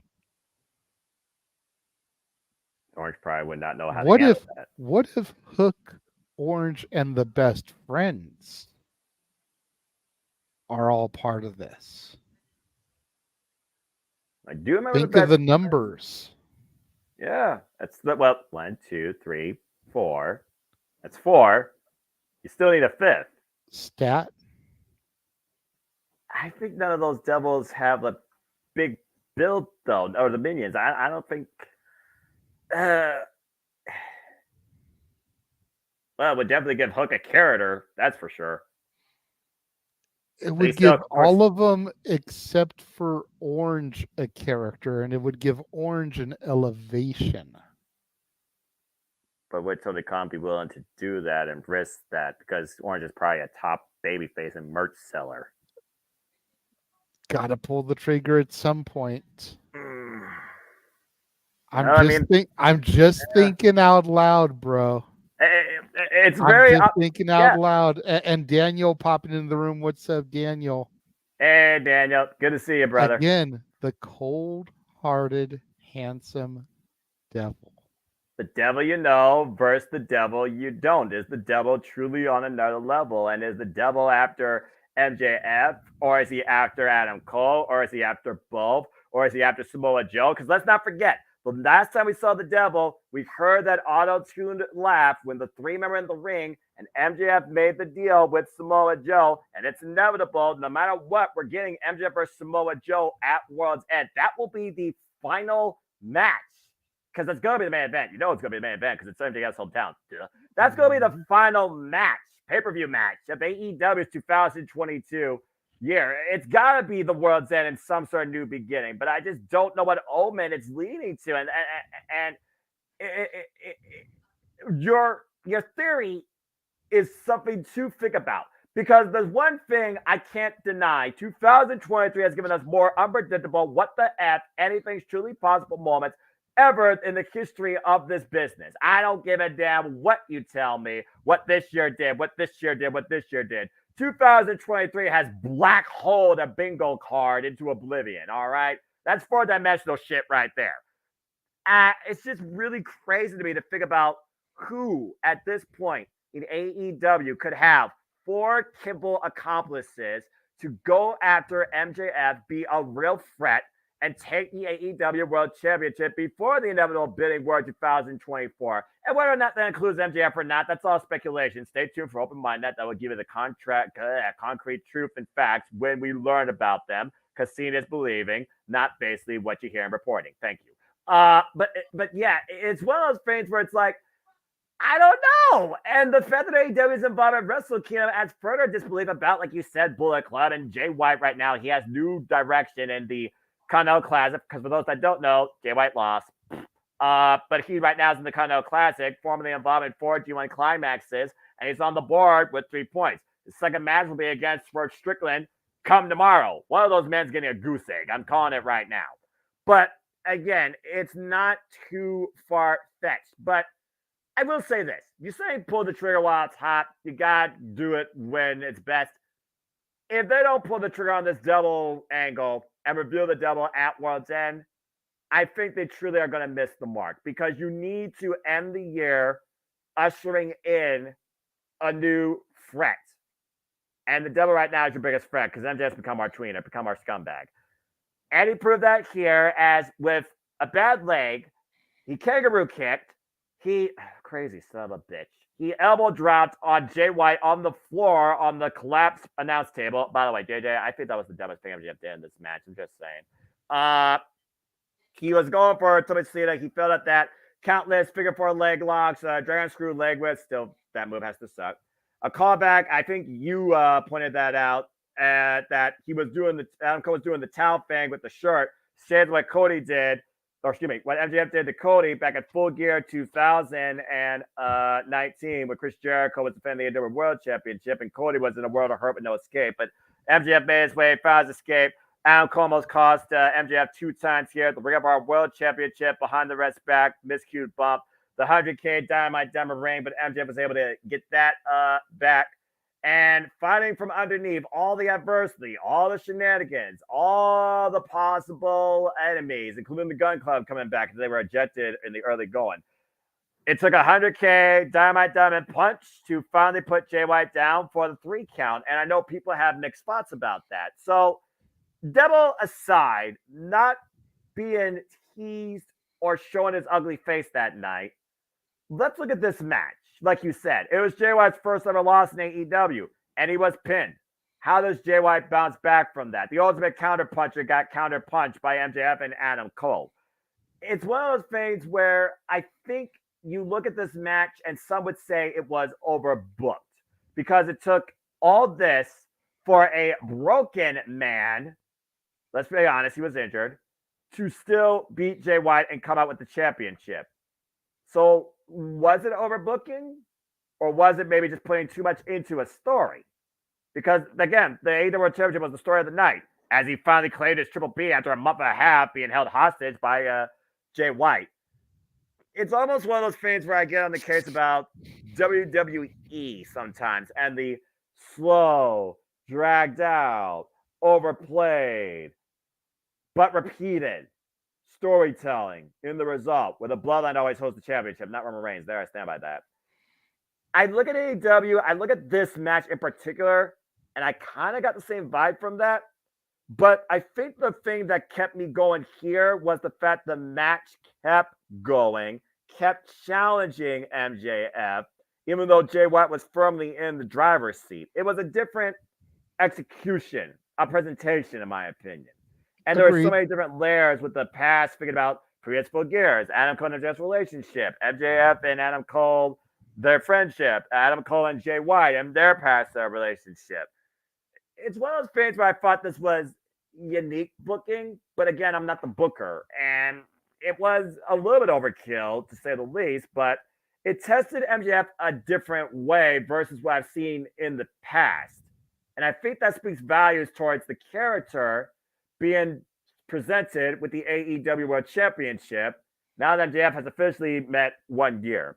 So the Devil angle being put to the side kind of made sense when you focused on what was the only real story that night, and that was overcoming Switchblade Jay White, which he succeeded. But yeah, at this point, this Devil thing has got my brain going so many different ways. I just hope, and this kind of goes back to your thoughts of the contract signing, I just hope the execution lives up to what everybody right now has in their own what if that makes sense. I mean, I agree with you to an extent that it was overbooked. I feel like all the main events lately across companies have been overbooked. Yeah. But I still feel like it was everything that we wanted. So I'm okay to resign myself to the overbooking because we got the outcome that we wanted. And Jay White, if it had been overbooked and we didn't get the outcome that we wanted, then it would have been a completely different story. Yeah. You know what I mean? I suppose that's true. And Jay White, again, he is the guy that tells that story. He dictates that type of match. He is the verbal counterpuncher. His in-ring psychology despite how long he's been in this business, it was a very short time, JJ, is incredible. But I yeah, agree. this double thing right now just has me so baffled. And I do wonder, is he going to show his face during the Continental Classic? Like, is there a target in there? Is he still like going after like maybe a Jay White? Because again, who was the first target? Jay White. So again, what's the Devil's MO? It has to be the AEW World Championship, I would think. You would think. Why would you go after something less? Don't But know. uh, uh, I mean, uh, some people enter the business knowing that they will never be world champion. right, So I know we some talked about people that. set a goal, if I can be the Intercontinental Champion, I feel like I've accomplished something. Or if they're kids that grew up as brothers or best friends like an Edge and Christian, and if we can become the WWF Tag Team Champions, we will have accomplished our mission in life. That's fair. But at the end of the day, if you're not out there to be the best in your field, then why are you there? Exactly. If you're not here to be the top in the business, why are you in it in the first place? And I do see Jay White as champion. Just may Agree. take a little bit longer for him to get there. Yeah, put that in perspective for you. Kota Ibushi, Switchblade Jay White, Wrestle Kingdom 15, 47-minute main event match, the longest in Wrestle Kingdom history. JJ, Jay White lost. Wrestle Kingdom 16, he wasn't part of the show at all. Fast forward half a year later, after that, Wrestle Kingdom Kazuchika Okada's champion. Jay White wins the title at freaking Dominion. There you go. Then loses it back to Okada at the following Wrestle Kingdom, which was this year at 17. But still. And again, this Continental Classic is a different direction. And to your point, we talked about last time, if Jay White wins this, that's a loophole to compete in New Japan Pro Wrestling. Yep. I'm just saying.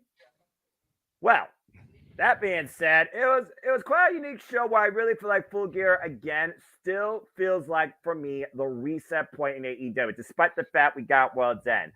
I don't know if I would call it my pay-per-view of the year for AEW, considering we've had double the pay-per-view so far this year. My God, man, they've been incredible, but been taxing.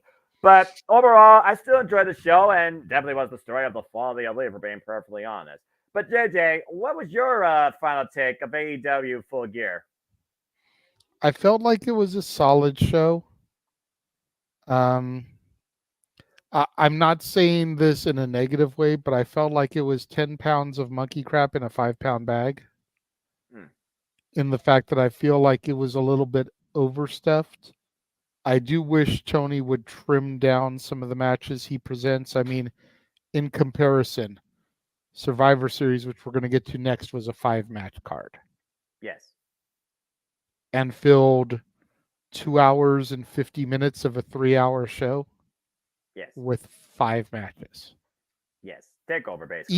Even if you had given it an extra hour to make it the 4 hours like Full Gear, WWE probably would have only added another 2 matches. They also probably would have added an in-ring talk show segment, though. That still gives a chance to breathe, which AEW doesn't do. Again, mentioned it earlier. It came out of your own mouth. They needed time for us to breathe off of the attack on MJF before going into the main show.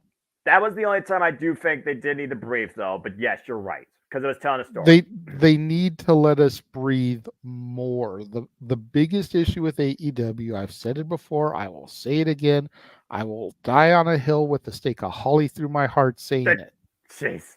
They go too quickly from match to match. And when all the matches are substance no story or substance very little story, you don't get an opportunity to properly process what you saw.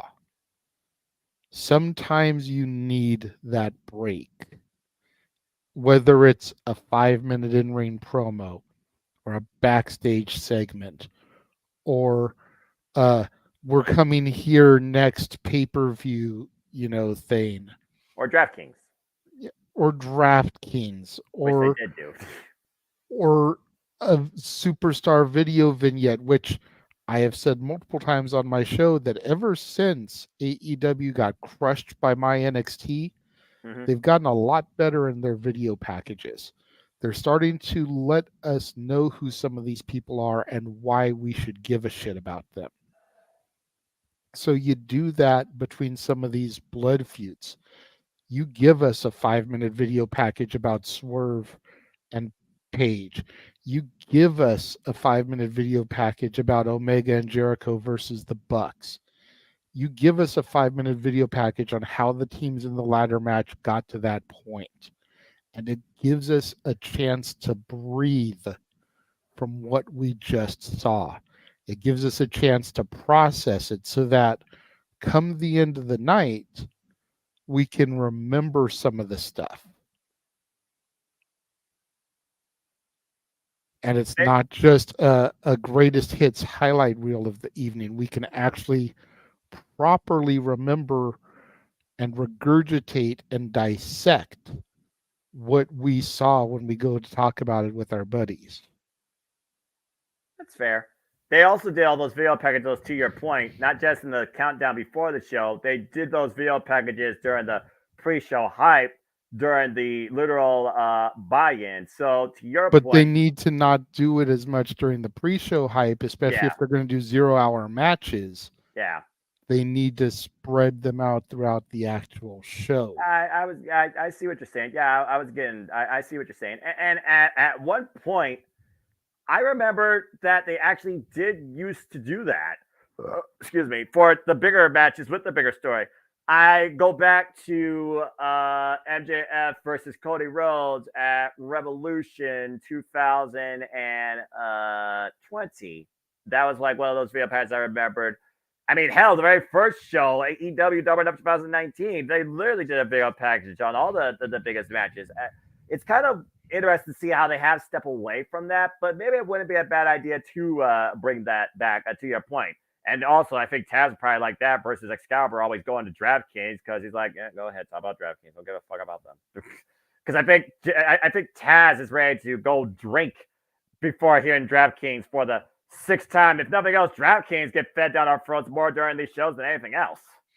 Yeah, I mean, what Tony Khan and AEW have to remember at the end of the day is that there are people that are watching these shows for the very first time with their friends who are wrestling fans who have never seen the product before. Right. Why am I going to give a shit about these characters if I don't know who they are or why they're fighting? It's kind of interesting though that you say that, JJ, because I remember Jeff saying he actually felt like this show did feel like it had too many matches, and in quantity, this is one of the lesser number of matches on an AEW pay per view. So, in context, the fact that this still felt a little bit or also too long, it's kind of an interesting take, but I respect it. And you know me, I mean, as somebody that watches all things wrestling, and not all the companies do that whole video package thing before all the matches, unless it is the biggest shows. I mean, Wrestle Kingdom does it before all their matches. Noah, Wrestling Noah does it to a degree before all their matches, I think, during their biggest shows. I think Stardom sometimes does, but not always. And Impact Wrestling, usually they kind of like, mix it up. Like the biggest stories get the big patch beforehand, the other matches kind of, they go right into it, but they give you like a warm up of the person getting ready a backstage, or like you said, a backstage interview. So I think it's just one of those things that AEW has to find the perfect balancing act with. And why it feels like now they're doing less matches than usual, it still could seem rather rapid fire and could go by rather too quick. So I understand where you're coming from, and they still stick to that time mark too, which is another conversation itself. And maybe they should try and go for a lesser time mark. But I wonder if that's regulated by Bleacher Reports, if they still do their shows through that. If they ever like change that up, does that change the way they would do their pay per views? Considering if this is the strategy, and QT even said that the company's going through changes, if this is the strategy they was going to do going forward, they gotta do something that's more, if nothing else, financially friendly with their fan base. Exactly. Again, different conversation for another day. as we Now, survived Full Gear. yeah, now you said before we clicked the live button that you felt we were going to go to 2 hours. I was wrong. Botch. We went Damn two it. hours just on Full Gear, bro. And we We had a still couple of, have yeah, Survivor Series to go. but that's fine. I mean, Thankfully, yeah, it's only a 5 match card. exactly. So, Even if we go in depth about Punk, 6 segments. exactly. And also, I love doing this. And also, we did get some side conversations, side bets again, father of the year, referees, other stuff. And we're talking about the business as we do as fans. So let's go ahead and talk about the front of the business, which is sports entertainment, whether you agree with it or not. And that, of course, was eliminated by Survivor Series.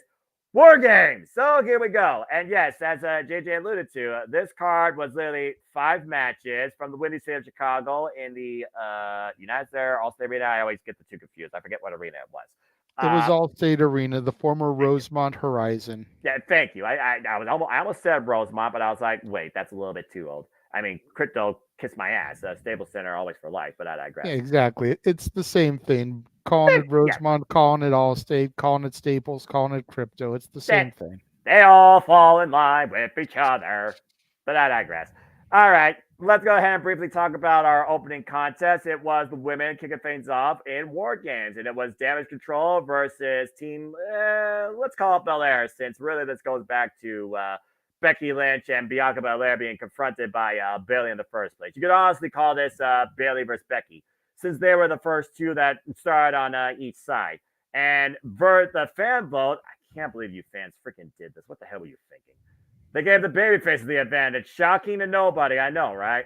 As this match continued underway, it was the babyface that had the advantage during most of it, and then we saw how insane it got when the pirate princess Kairi Sane, who literally was marching in, came into play, spinning backflips with trash cans lids. We had Asuka, we had Io Sky, we had all your typical spots. We had, of course, Candlesticks. We also had, I even called it, consider her a fat through JJ, Dakota Kai, who also came to the aid of Bay on the outside with a candlestick at one point.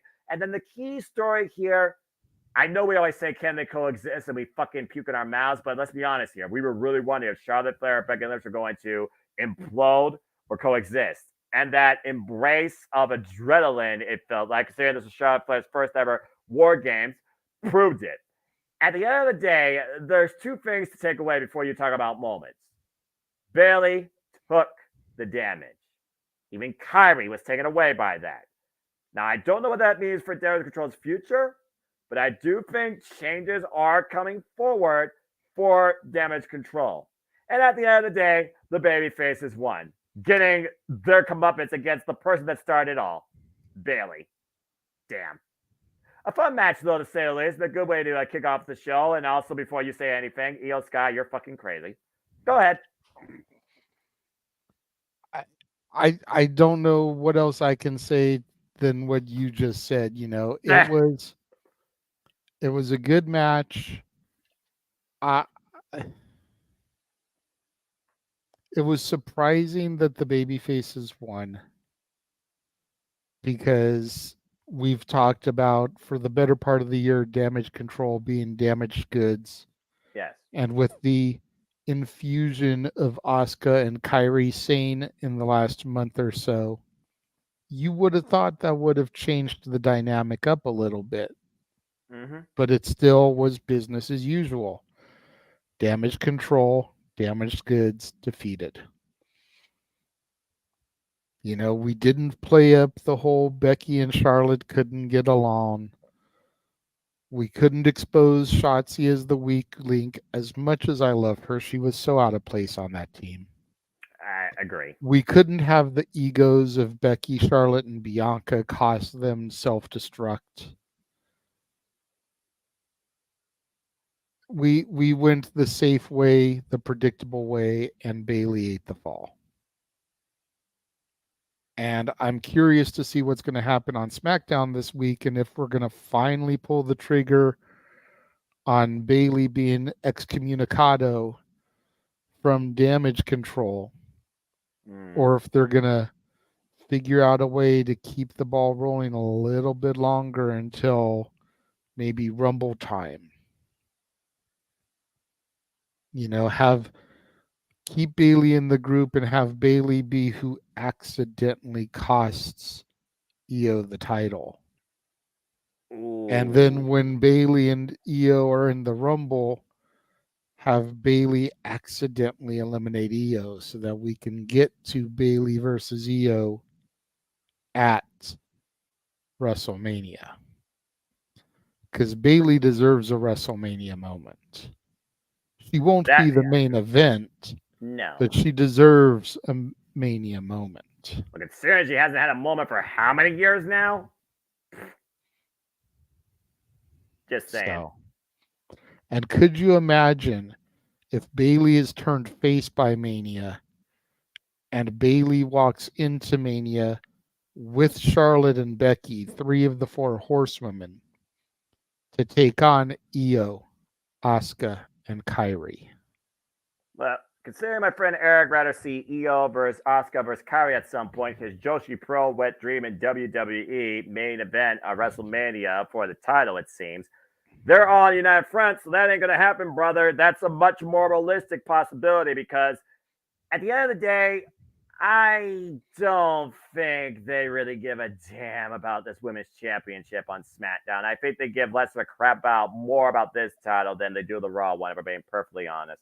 So that sounds Which like a is perfect. weird. Which is weird to say because they've got the better women on SmackDown. Exactly! Bianca is on SmackDown. Charlotte is on SmackDown. Bailey is on SmackDown. Bullshit. That are bullshit. That's why I don't like this. Bullshit. That's why the Knockouts titles are the most prestigious. Yeah, it's weird to me because again, Bailey's the leader. Bailey went into battle first. Bailey took the bullet for her team. Bailey ate the fall though for the team. And this was after Io Sky dropped like a bomb on Nagasaki once again. Blind trash can drop on everybody. You freaking crazy idiot. But I digress. That was so damn ridiculous. I love what she does, but she's ridiculous. And then Charlotte Flair hit a moves off the top of the cell and didn't break her knees, thankfully. Good on her. And wiped out the field. At one point, you literally had everybody. I love the overhead shot on the right side of the ring. But yeah, besides that, it was a slow burn. It was a matter of endurance. Fates didn't pick up. Turbo was involved. Go figure. I think there was an interesting spot when Bianca and freaking Becky were tied up in the middle and got 4-corner drop kick and couldn't do nothing about it. I thought that was pretty interesting. But yeah, bottom line now, the baby faces won. Damage Control still holds the gold. Damage Control is supposed to be the stronger front. Their leader lost. The team lost. Do you press the blame on her? Does Bailey blame herself? Does she humble herself before the rest of Damage Control? Does she get excommunicated by force or does she take her own leave? This has not been the year for Bailey. I'm just going to say that for the record, all right? It's weird because I don't think SmackDown right now has a clear direction, particularly for the championship, but I think you literally just mapped out what could happen with the SmackDown Women's Division. And then again, it's like you look at Damage Control and this foursome, that's kind of your women's division right there. The rest are just meh. Selena Vega's there. Scarlett Bordeaux's there. Meacham, I think, still there. And somebody else, I think, still there. But I don't remember the roster page. Brand Split LOL. And Becky, by the way, is on Raw, might I add. Becky is not on SmackDown. She's on Raw. But anyway, it's just right now, SmackDown Women's Division is a weird spot. And it really comes down to me with what they do with Damage Control. And I just don't know what they're going to do with it. But damage dealt at the baby faces joy. Congrats to Shotzi Blackheart, Charlotte Flair, Bianca Belair, and Becky Lynch. And the only reason I said that both babyface teams are going to win this year, it just felt like this was the show to have resolved with the babyfaces coming on top of 2 dominant heel factions in WWE. That's why I went with them. And despite the fact the fans are fans love babyfaces, JJ, it's almost like the fans gave this to them. Exactly. And I mean, do we need to go into depth about the whole Ruffles thing? Or did I play it up enough on our side of things for the simply predicting and the call? Because this was everything that was wrong with Taboo Tuesday. Oh God, that's Dark Ages. Taboo Tuesday, Cyber Sunday was a great concept. In theory. But we knew who was going to win the fan vote because the fans weren't going to vote for the heels. No, it was always against the heels. So it was stupid to do that. It just was. Well, who said It fans was another WWE match with a bullshit sponsor to get a commercial plug in on the pay-per-view. And yeah, I love me some Ruffles. Ruffles have ridges. They're great dip chips. I always will be an original Ruffles guy, but I digress. Original sour cream and cheddar, sour cream and onion. There's a few different flavors I like, but that's neither here nor there. No. It was better than the pitch black match.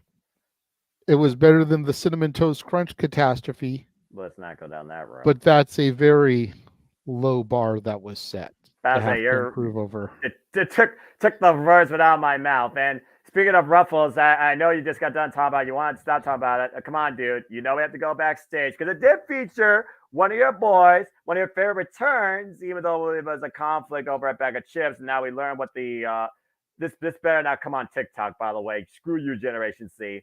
The Ruffle Shuffle. Oh God.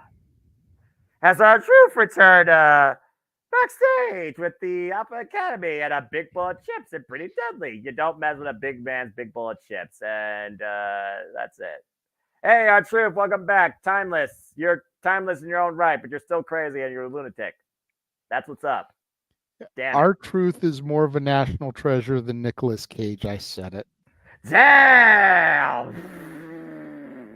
All right. Don't you Our that? truth is a former 2-time National Wrestling Alliance heavyweight champion.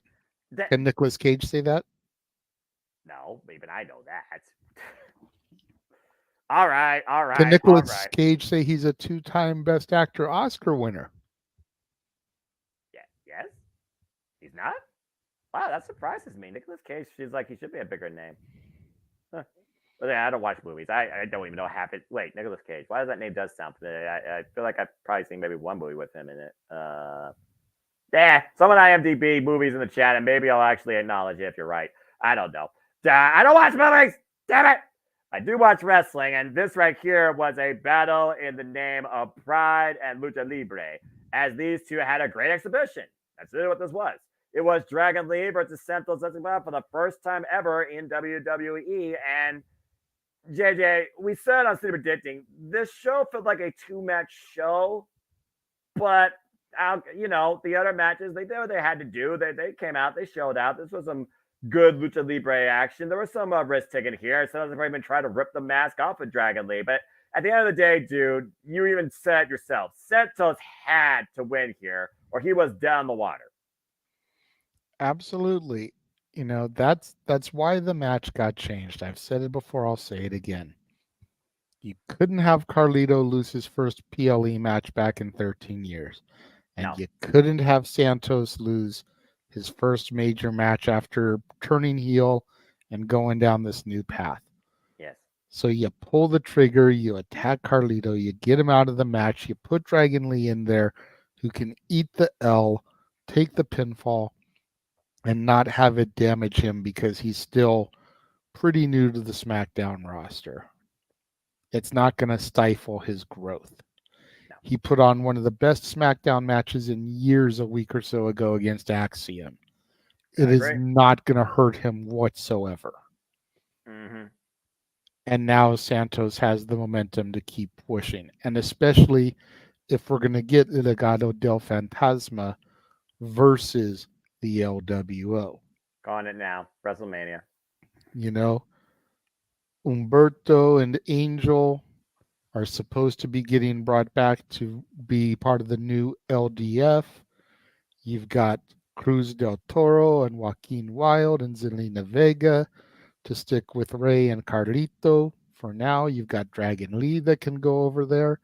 Elektra Lopez is being talked about to come back to Legado del Fantasma. Possibly bring Lola Vice with her because they've been running together down in my NXT. There's a lot of ways we can stretch this to where we can get,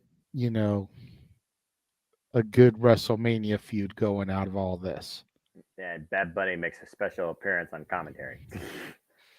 Look You at know, the and heaven forbid if the Judgment Day has crumbled by Mania and Ray is getting his ass handed to him by the LDF and Dominic Mysterio runs out and turns babyface by helping his deadbeat dad. That'll be the What a day. moment.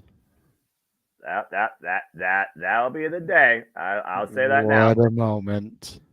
That'll be the day. Speaking of the day remains sacred.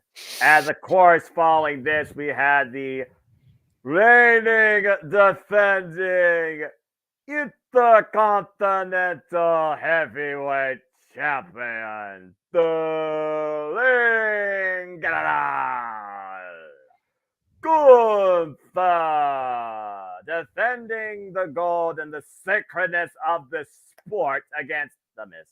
And I will say this again, like I said, before the Miz, I can't honestly remember the last time I cared about the Intercontinental Championship because of how much it was like sprawled around, not presented as such, etc., etc. The Miz made it must see. And since Gunther is holding, he's made it must see once again and heavily prestigious, more prestigious than Roman Reigns' Free Pebble bullshit. And also been the workhorse of this year, but I digress. And I'll give the Miz credit. The Miz, he did try and wrestle Gunther, but he stuck to his roots and almost got the better of the Range in a row. Almost gave me a damn fucking heart attack with the Skull Crusher finale and hitting his head off the steel ring posts. And at the end of the day, Gunther, he took a shot from the ring post and then just clotheslined Miz to oblivion.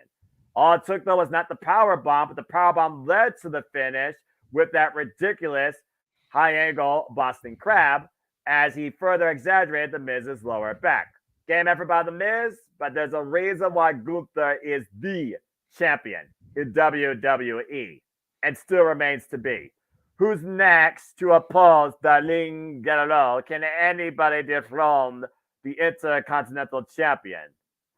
I don't think so. Good match, though. Absolutely. Now, as far as the Miz goes, he's always going to make himself be the talking point. Call it now. Miz is in the Royal Rumble. What else Yeah, are you doing at this point? Excuse me, Miz. You're good. Miz is so underrated. Miz, I feel like I toot his horn way too much because of my personal connection to him, but he is so underrated in that reign. He does not get the credit he deserves. It's time that man started getting his flowers. Even Gunther at the press conference acknowledged the fact that The Miz was able to go and that he underestimated him. That should be everything you need right there. Like I said, awesome effort, though. Miz respect from one Ohioan to another. He's earned my respect. Even before the Gunther match, like I said, I respected the Miz since he made the Intercontinental Championship my favorite title in WWE history. Must see, most important, back in 2016. Hell, he and Dolph Ziggler invented over that damn championship at 1 PLE. What does that tell you? And of course, Dolph Ziggler right now freelancing. Or actually, no, he's not even freelancing. He's just literally doing his own thing, which I don't blame him. Good for him. But yeah, at this point though, again though, you gotta find somebody that can hold up to the workhorsemanship of Gunther, and I don't think WWE has that yet. I don't know where they're gonna get it from. I'm just saying. Go ahead, folks. Tell me when I'm telling lies. You think you got somebody that could surpass what Gunther has set for the Intercontinental Championship or even reset in a proper way? Who's believable enough to beat Gunther for the Intercontinental title? And I did look at some Raw highlights. Well, no, you're tired. I heard that Miz went to Gunther for a rematch, and Gunther said no. So, we'll see. I have said it every time the question has been asked. Ilya Dragunov. I literally have said that verbatim, but he's the current NXT champion. And that doesn't mean that he won't lose it at deadline It's gonna be someone's deadline. I guarantee you that. or Vengeance Day. Yes, as we know, again, 2024. JJ, Jeff, Tatula, James, Deputy Multiversity Media. If you haven't been here already, let me remind you, in 2024, we are going to die. Or New Year's Evil, if they do that again as a Oh, TV Jake, special. stop trying to load this more than Jeff can put on the graphic. Damn it! I'm just saying. You know, I W. don't I don't know if Ilya will walk into Stand and Deliver as champion. Hmm, That's the point I'm trying to make. that's fair. I'll give you Because that. as much as I love Ilya, he is ready for the main roster. He's been fucking ready. You kidding me? I see what they've done with the Creeds lately. Number one contenders to the Judgment Day. Bold prediction. They Go win for the it. belt. The Creeds will dethrone the Judgment Day. Because Judgment Ooh. Day have such a laundry list of enemies right now. That's all that it needs. If I were Adam Pearce, I'd book it as a lumberjack match personally. That way the Judgment Day can't escape. I mean, they still could. They would just start a war. We've seen lumberjack matches fall into chaos galore before, and lumberjacks are not True, but impartial. that's the thing is look at the roster and see how many enemies that the Judgment Day has made. Even a lot of the heels are enemies of the Judgment Day right now. That's fair. But I think all the heels still hate Cody Rhodes and Seth freaking Rollins and Jey Uso a lot But more. they're not the ones challenging for the titles. The Creeds are. They have no heat with the Creeds. Mm. Okay. That's my point. Suspension of disbelief aside, I'll give you that because it does sound more realistic that the Creeds can beat Judgment Day, and I'd be totally behind that. But Hmm. at this point, Like if JJ, Judgment Day is gonna have Dom and JD and Mommy at ringside, and all that the Creeds have are Ivy, why can't they at least have two other people out there to kind of even up the odds? Alpha Academy. Or Yeah, DIY or I the hope New so. Day. Yeah, that's fair. And plus, you get those titles up the Judgment Day. It breathes new life into what could be a tag team division. But still, Ting.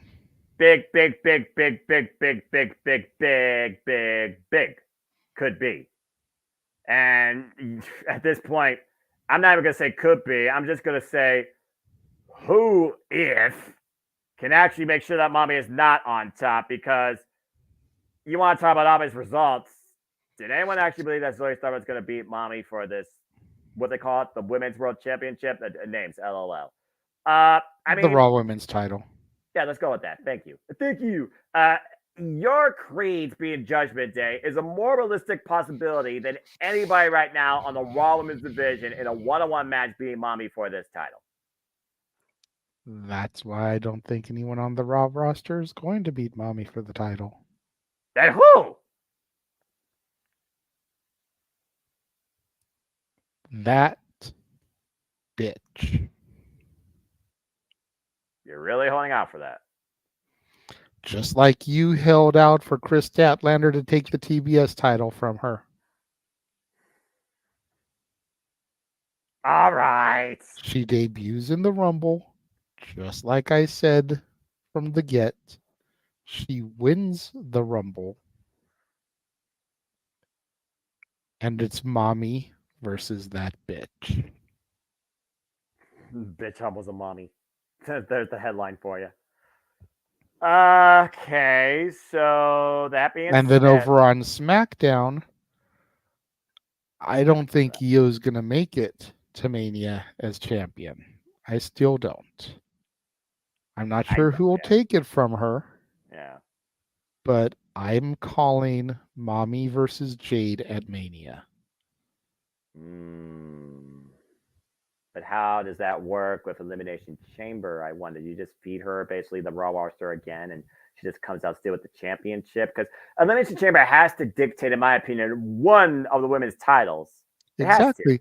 So you have the women's chamber match determine who's going to face the SmackDown title holder, just like you usually do for the men.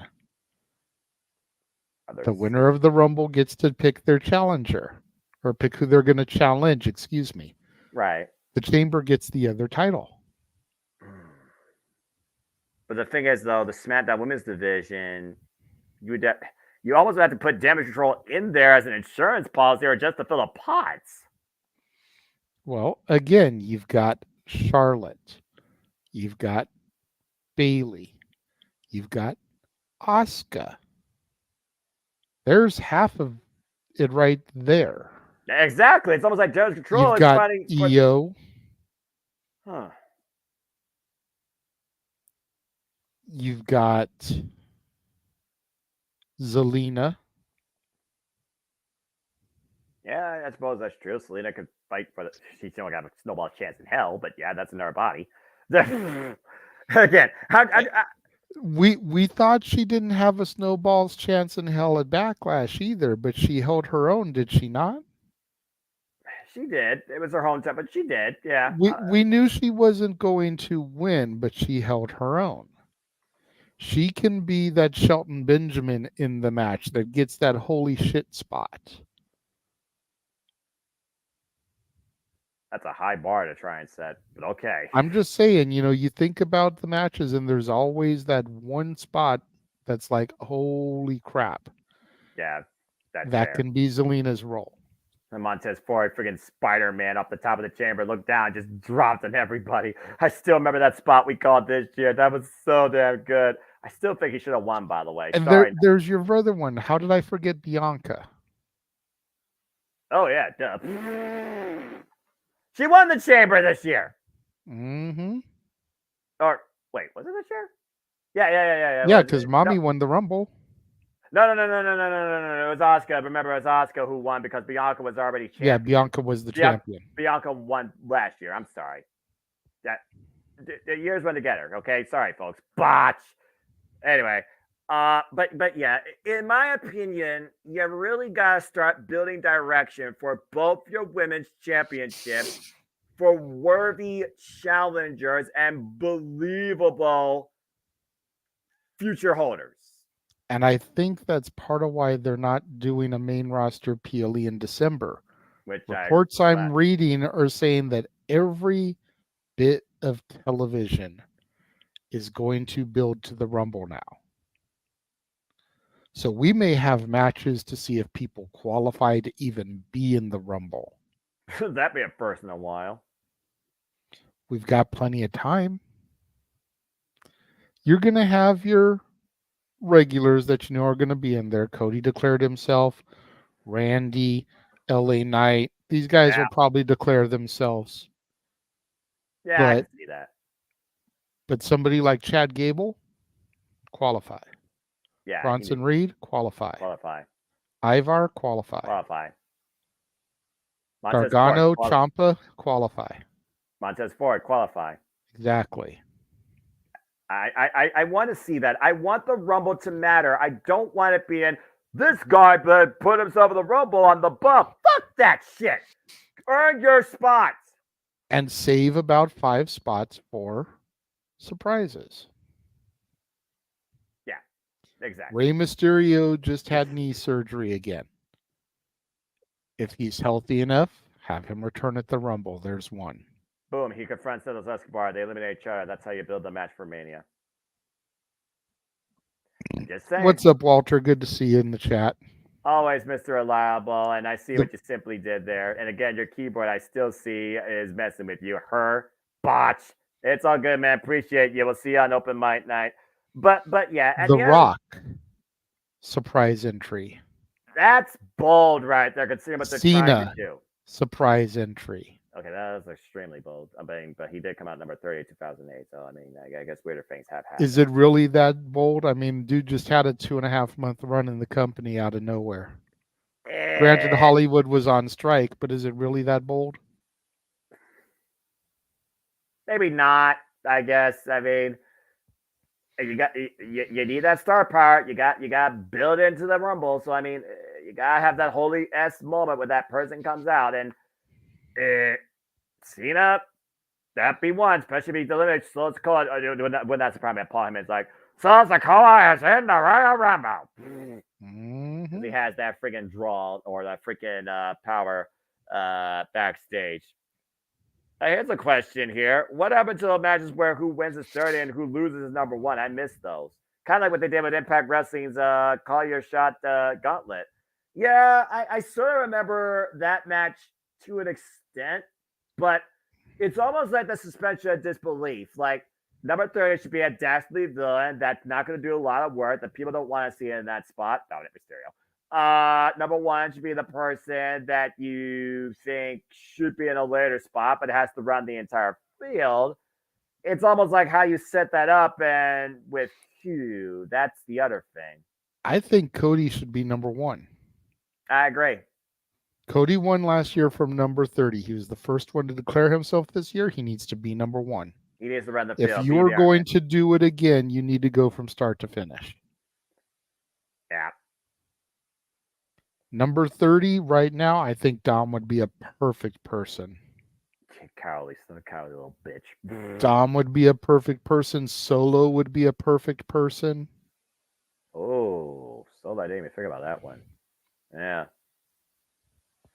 And then make sure that the tribal chief has an easy finger poke of doom way to defend the title at WrestleMania. Preserve the bloodline.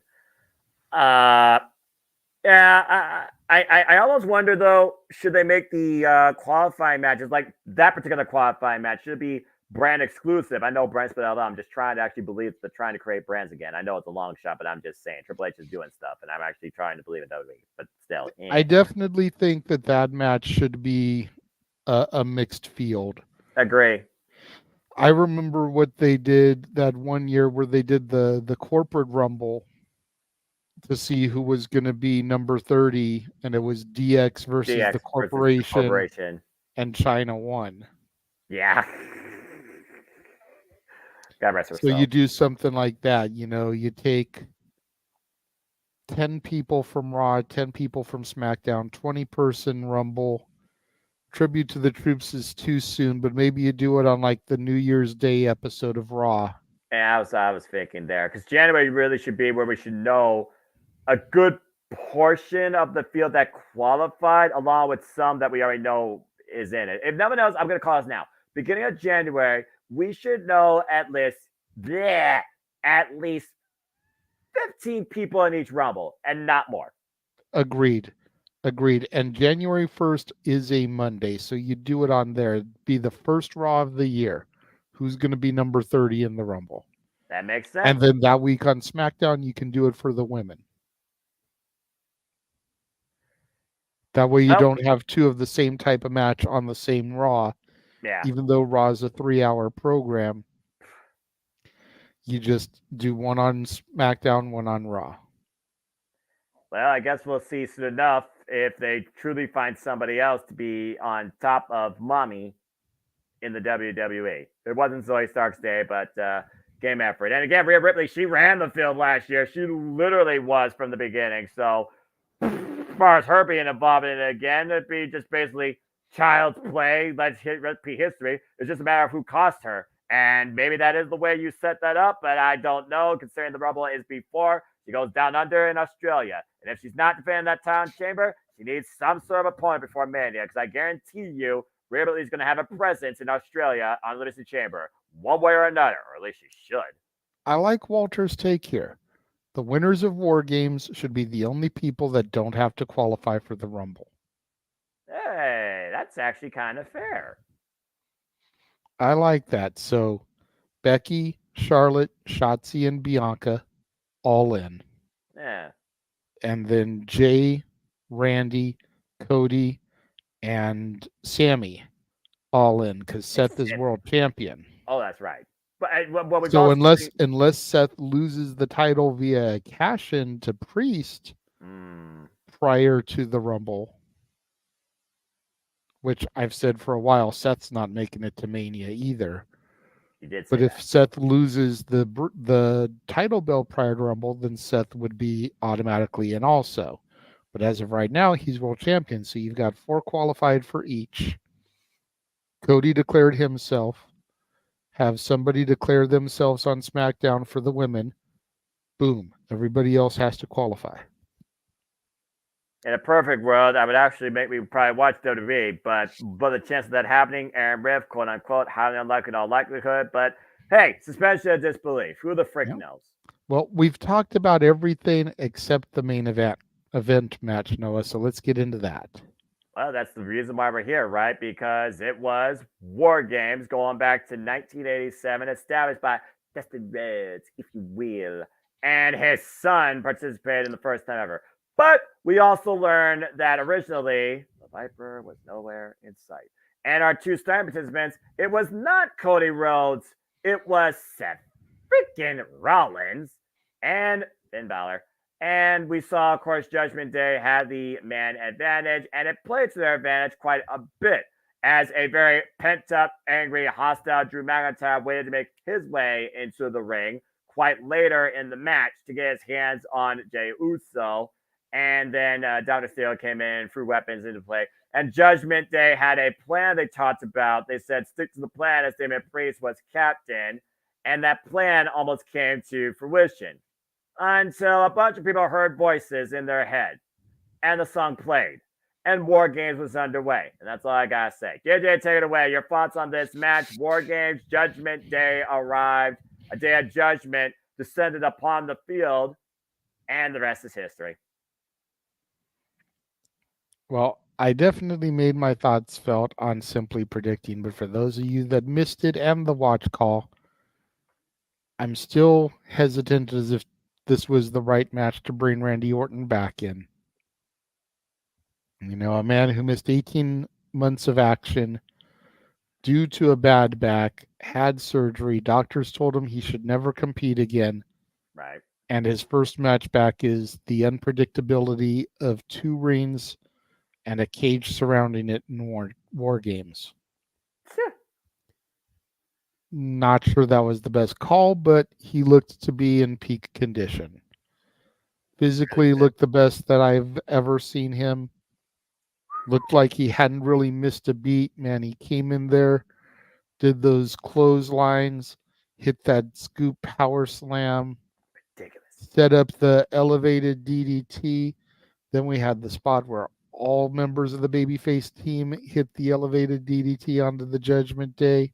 That was freaking awesome. You know, we almost had a Money in the Bank cash in, just like I said before the bell even officially rang. Yeah. Did I not call that? You did, but it was denied. It was denied by the Viper himself coming out to take his spot in the match. You know, we had a sick RKO on JD McDonough. Good God, he was free falling into the snake pit. JD, I already had mad respect for the dude. Got even more for me for taking that bump. You could see the way he was just flying through the air. It was like, wee, drop. And then drop twice as fast with an RKO. To the point where he had a neck brace on Raw. Just need to get him one of the next round t-shirts. Oh, but God. I digress. Don't start that. Stupid. No, what's stupid is how he's the only member of the Judgment Day without a t-shirt yet. God damn it, but I digress. Now, look, yeah, I agree with you. Okay, I agree with you on that. Continue. But it was a solid match. It was a fun match. Again, everything accomplished that needed to be accomplished. Right. The right team won. The As we said, Judgment Day fell. finally. You know, Priest was feeling down about it the next night on Raw, a couple nights later on Raw. Felt like that the Judgment Day was, kind of upset at him for taking that L and being the leader of the team, but the guy that got pinned. The captain got pinned. Let's put that in perspective. Cody getting to hit the crossroads and getting the pinfall to take the match, get the victory in his dad's match. Another moment. And if all of that wasn't enough, then there was the moment afterwards. That being said, let's also talk about the fact that Seth freaking Rollins and Cody Rhodes did a callback to the bull rope with a bell they brought back from the Red Crate of Hate and used it to their advantage. Jey Uso and Randy Orton, they locked, but Randy hit an RKO and I do remember Judgment Day. It's like, didn't forget. Not quite forgiven yet. Unless you saw Monday Night Raw last night. It seems like the past as long as Randy Orton's bloodline business that's unfinished. Jey Uso stays out of as far as on the bloodline's behalf. And then, of course, Cody Rhodes literally given this to continue his legacy on his way to finish the story by Randy Orton. Like you said, to deliver the crossroads to Damian Priest, hand delivered on a silver platter. Judgment Day fell before the baby faces. And the Chicago faithful of WWE Universe, they stood triumphant for the victors. And it was a wonderful night. And I hope you all enjoyed the conversation. Everybody was super happy. The show was super predictable, but we all thought about what it was. But before we conclude, JJ, why don't we go ahead and get interested about what the fuck? Again, just like I called it. You wait till the end of the match. You let Orton have his moment. And just as they were getting ready to go off the air, the music hits. And the place came fucking unglued. Yeah. It took me a couple days to go back and watch the clip, but I watched it back a couple of times in a row last night prior to Raw. The crowd was so loud you could barely hear the music. Yeah, I'm barely, and that's a new version, by the way, of Code of Personality. I didn't even know that until I went back to the watch it. It's like, holy hell. Yeah. Anyway, it was a moment. It was a moment because as big as the moment was on Rampage when he debuted, after being out of action for 7.5 years, whatever it was at that time. Give or take. And as big of a moment as that was, and it was huge, I'm not going to undersell it. This was bigger. Because when he walked out of WWE, we were led to believe. Let me say that one more time because I use those words on purpose. We were led to believe that this was going to be an Ultimate Warrior, a Bruno Sammartino, one of those type of situations where never again will they set foot in the WWE. A key word, by the way, from that sentence before it continues, folks. I want you to spell it out in your head, all capital. It's 5 letters. It's supposed to have a definitive meaning. The word is never. Never. Fuck me. But just like he said in his promo, people change. He's changed. He's not the same guy that walked out 10 years ago. And I think the biggest issue with him in AEW was the fact that people were really trying to take him for granted. Mm-hmm. And what I mean by that is if you go to the Peacock app, the Best in the World bio is still on there. I don't know if they re-added it back with his return or if it's been there all along. But you can watch the CM Punk Best in the World bio that came out on the DVD back in 2012, 2013. And in the DVD, Michael Hayes talks about how much he loves helping and developing the younger talent. How much he loves when they come up to him and ask his advice and talk to him. And he tries to help them structure their characters and their matches and all that stuff. And then you go back to that Adam Page thing about how he was trying to help Adam Page, and Adam Page is stubborn. I'm a hardhead. I'm not going to listen to other people. All Punk wanted to do in AEW was help nurture and guide and develop Ricky Starks, FTR, MJF, Page, help the Bucks and Omega. You know, even these guys that are world-traveled journeymen and have been around the block, they've never been on the WrestleMania stage. They've never been to the dance. You can argue that Wrestle Kingdom or Bound for Glory or Double or Nothing or All In are just as big of a stage. But we talked earlier about people that get in the business dream of being world champion. People that get in the business dream about wrestling on WrestleMania. I think Mickey James would agree with you about that. And as a guy who had had that experience, he was trying to give that to the younger talent. And you had guys like Page and the Bucks that just wanted to buck at him every chance they could. To the point where they drove him away.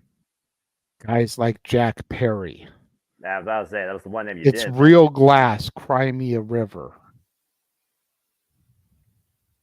And Jack Perry hasn't been seen since.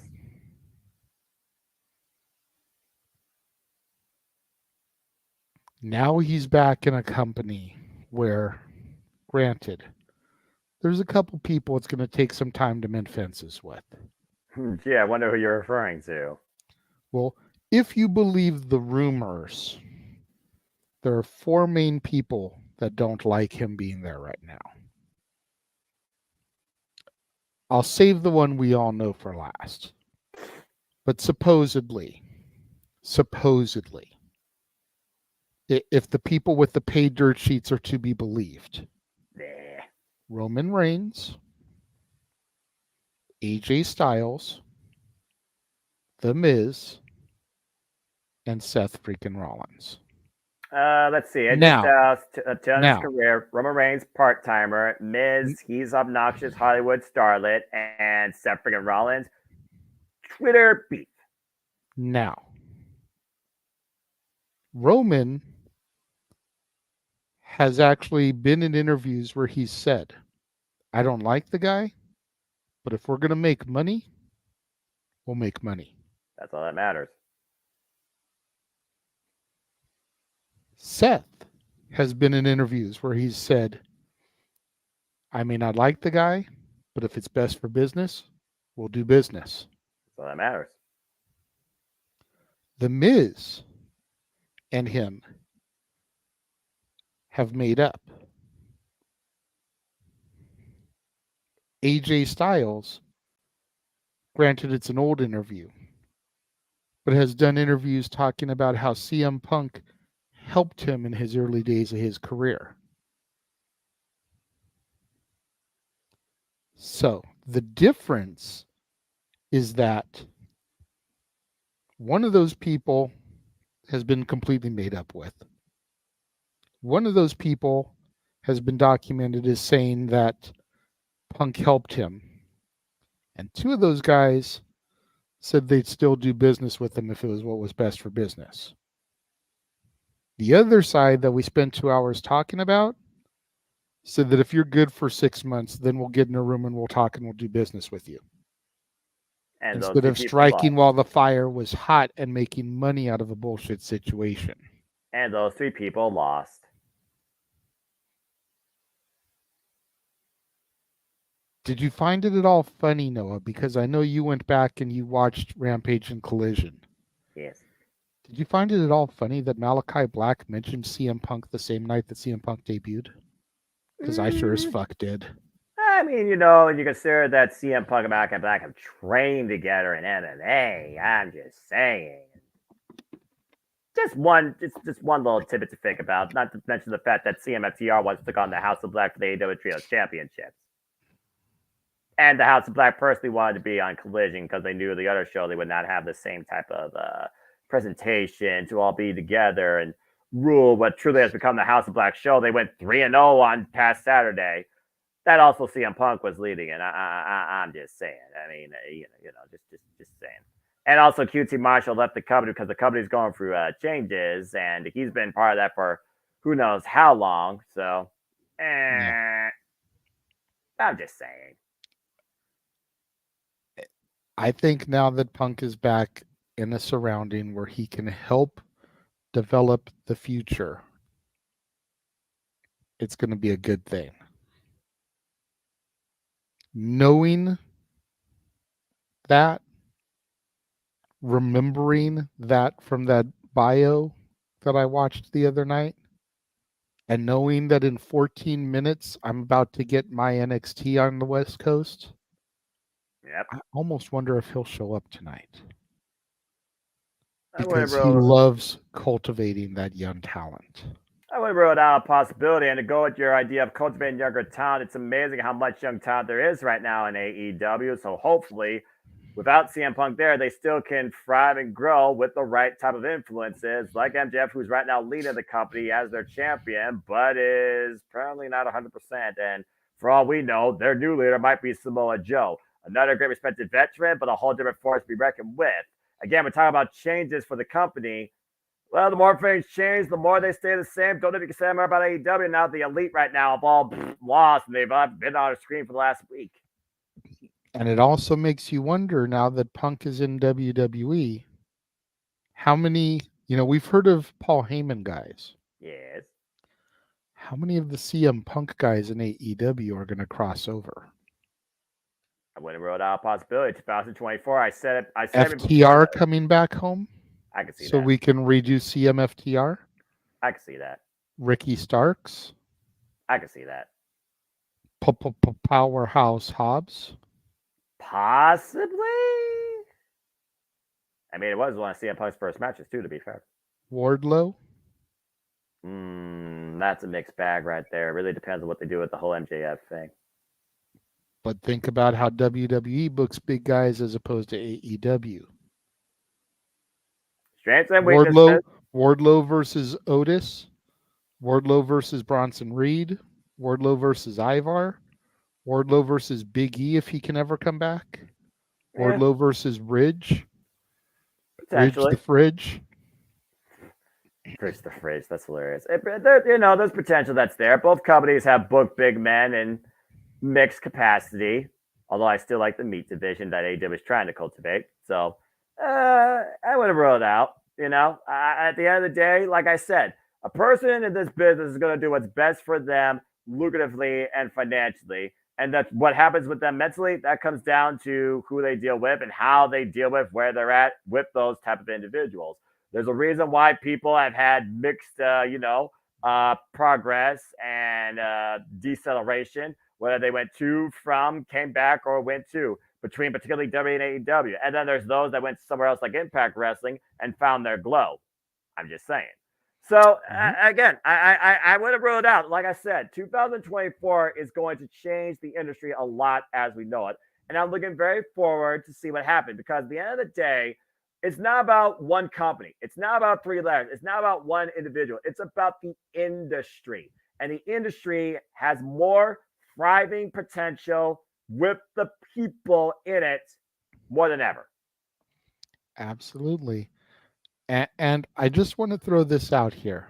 Go for it. Due to his age, due to his endurability. Mhm. I don't want to see Punk touch a world title for at least a year in WWE. I completely agree. However, piggybacking off of Walter's comments, Punk Dragunov, Punk Hayes, Punk Williams, take my money. How about Uh, Punk versus Gunther for the Intercontinental title? well, Punk knows how to do it, a throwback style like that. I'm sure he knows how to take a friggin' power bomb for it too. So I mean, I think Punk vs. Gunther is the most realistic I could see right now because at the end of the day, either Dragunov, Torpedo Moscow, good night, see ya. But it'd still be a very And interesting match. Punk can be a believable to defeat Gunther. And if Gunther Maybe. can defeat Punk, Well, what does that do for Gunther as far as elevating him even further up to the main event scene? as if he already doesn't deserve it in the main event scene. But yeah, I mean, you know what? It's fair. And yeah, Cooper even said though, I remember he did this on an interview. He'd rather not face Lesnar. He'd rather see Lesnar as the final boss. And for Lesnar to face Gunther for anything less than a world championship would be beyond baffling. But again, if there's one word you can't say about the industry, it's never. Because anything is truly possible. And with that, before I ask you for a simple take, just one more time, folks. CM Punk's fucking back in the WWE. Just Yep. saying. Thanks, 2023. Well, that being said, Survivor Series may have been a little bit underplayed when it came to the card because it's really a two-match card, like Aaron Riff said. But still, it's a good show, and CM Punk. So that being said, JJ, I mean, you and I called it. It was a fun way to close out our Thanksgiving 2-week festivities and comatosing and wrestling. What's your overall final take? Minus the CM Punk moment, because let's be honest, I think the CM Punk moment was bigger than the entire show. It's probably bigger than anything this month, but I'll give credit to for this talent.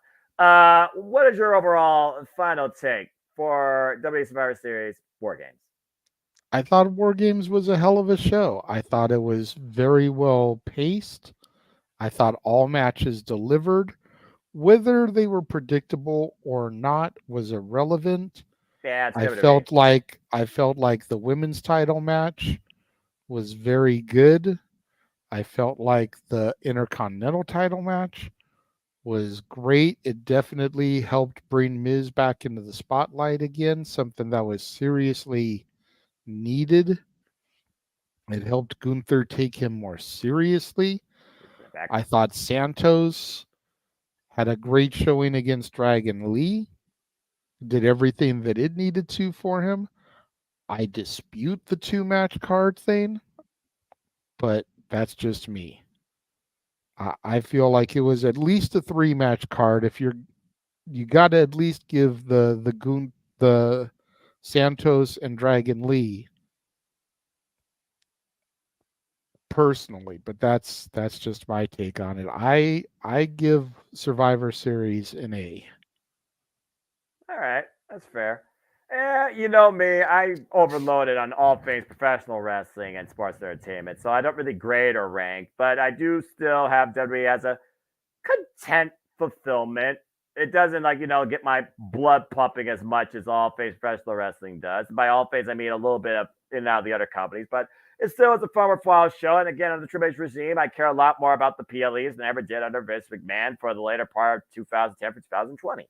So overall, yeah, it was a good show. Each match did what they needed to do, and overall, the CM Punk moment was definitely a blow the friggin' roof off the damn building moment to say the least too.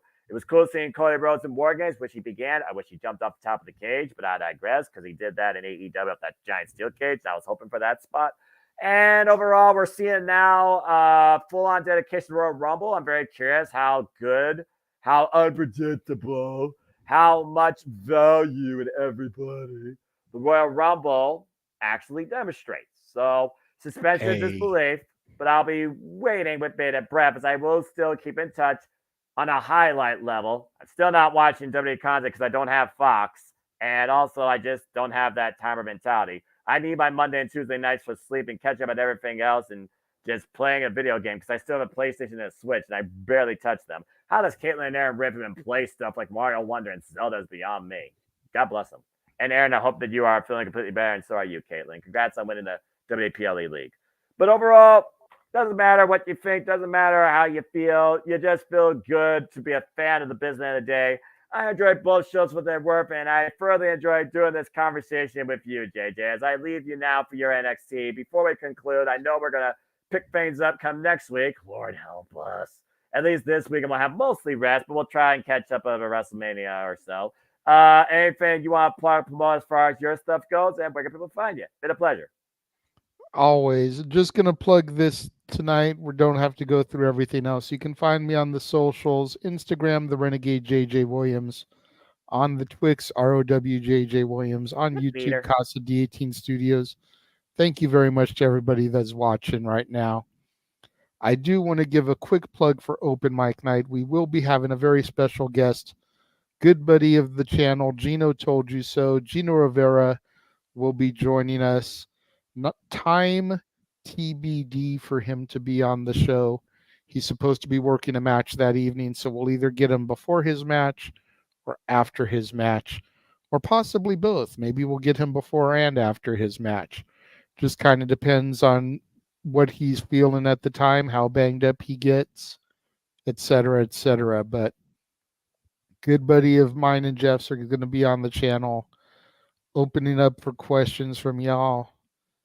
Me and Jeff are basically just going to sit back during that. We want you guys to go apeshit, asking as many questions as you may have about somebody that's in the business, how we get in the business, so on and so forth. And I've been racking my head about it. I mean, if you can get in touch with your friend Amara Jade, maybe we can bring her on in the beginning of the new year, do something similar with her. All right. I don't know where she's at right now, like with Searchy and everything else, but definitely keep that in mind. I think she would enjoy that and have fun too. Again, she's UK time as well, so should be able to work with her across the pond, but we'll see. Definitely appreciate that. Again, folks, become a member today at Castlevania Studios. Find retro wrestling calls with me and him, play more content to come, find some great reviews on some wrestling DVDs too, and so much more. Become a member today at Castlevania Studios. We thank you all for tuning in once again to the Simple Tape. This was a fun Simple Tape Super Show. CM Punk returned. AEW went full gear. The Elite lost. They'll never be the same again as we know it. And both these companies are going in different directions. Very curious to see if they have your attention now. And which one will you follow? Will you follow both? Neither? Will you keep along with us for the ride? But I digress. And of course, keep it along for the ride. Keep along with us all here on the Multiverse. Whether it's Stats Boy Sports Bar, Jeff Beecham's musings, Jay Hebert's side of things. You, of course, have Walter, Mr. Reliable. You got Big G, who's always happy to be here. And again, on behalf of the entire Multiverse, we thank all of you. Shout out to Report Card Radio to Mikey T. Get your butt back on here at some point, bruv. But I digress. If you want to know more about me, know this. Why do I do this type of thing for such a period of time, all the time? For I am nothing more but a simple man and a lifelong fan of professional wrestling. Damn it! But I digress. So follow me if you choose on the Twitter and on YouTube. I am Foster1916 for all things wrestling. Shout out, of course, the entire W family on the Twitter and our social media platforms as well. The Twitter is where you'll find all the league results. I put out the WPLE final scores. Great work this year, JJ. I know you'll come back better and stronger than ever come 2024. As we still have NXT, Bring Up Water, Impact, and AEW to conclude. You'll also find on my Simple YouTube channel, Simple segment for all the biggest shows across all things wrestling, and Simple Hello, league updates and forums as well there. And again, check out the entire review in Pronto. We'll be doing another episode tomorrow following AEW, talking about Full Gear, Continental Classic, CM Punk, and so much more. Me and the NTW crew. Stay tuned for more on that. And shout out again to the AEW family. Amara J, who continues to show that dance before the goal. Follow her on the social media as her continued wrestling journey. A little bit over a year in. Recommend match. Go check out Spinebuster TV on YouTube. Check out her versus Laura DiMatteo. Check out the conversation on all things, all elite wrestling with AEW Spark, Curse, Event Productions, headed by Owen Finch and Zero. So check out the weekly conversation on all things, all elite wrestling. Shout out to my Impact correspondent and our newest affiliate here, as always, at the Gemini Brothers, Mia Tatilla at Raiders of Wrestling. Follow her there at Raiders of Wrestling on YouTube, where it's wrestling time 4 times a week, which usually gives you reviews of Monday Night Raw, SmackDown, Dynamite, and Collision. And again, you always find me and JJ and a cast of guests galore and Open Mind Night every week. Weekly usual time is 11 p.m. Eastern Standard Time. So if you have time, come and stop in for some of that. And as far as my YouTube channel, I'm not laying up anytime soon, even if 2023 has a month to conclude. There's still more City Days to come as we have NXT deadline. Then Impact Wrestling Final Division before TNA is back. We also have Ring of Honor Final Battle, and of course the year end with AEW World's End. Before we go into the first city predicting of 2024, my kickoff to professional wrestling as always, and that will be Wrestle Kingdom 18. My God, look at this card. My God, but I digress. This is why I love this shit so much. And we'll be back one last time before the Open Mic Night finale with one last simple take over AEW World's End. So stay tuned for more on that. And then 2024, we might die, but I digress. As Jeff Meacham has headlined. Here you see so far what's planned for 2023 and 2024, and I'm sure more will be added as, again, there is no rest for this industry, and it seems like it's doing more than freaking ever. And that's all I got to say for now, as he's about to go into his NXT, and we're about to conclude. But as always, I like to conclude. There are truly winners. There are never no losers, and there are no betters. There are just fans with opinions with this passion we all share. So at the end of the day, folks, support one another, respect each other, protect your mentality too. Treasure your families, and just enjoy life and enjoy professional wrestling. And it's truly as simple as that. But with that being said, thank you so much once again for tuning in to our shared content and conversations. Please subscribe, comment, tell a friend. Hit the bell, those videos goes live by the man on either of these channels. And hit the subscribe button. Help us keep growing my YouTube career as I share YouTube content and passionate later time soon.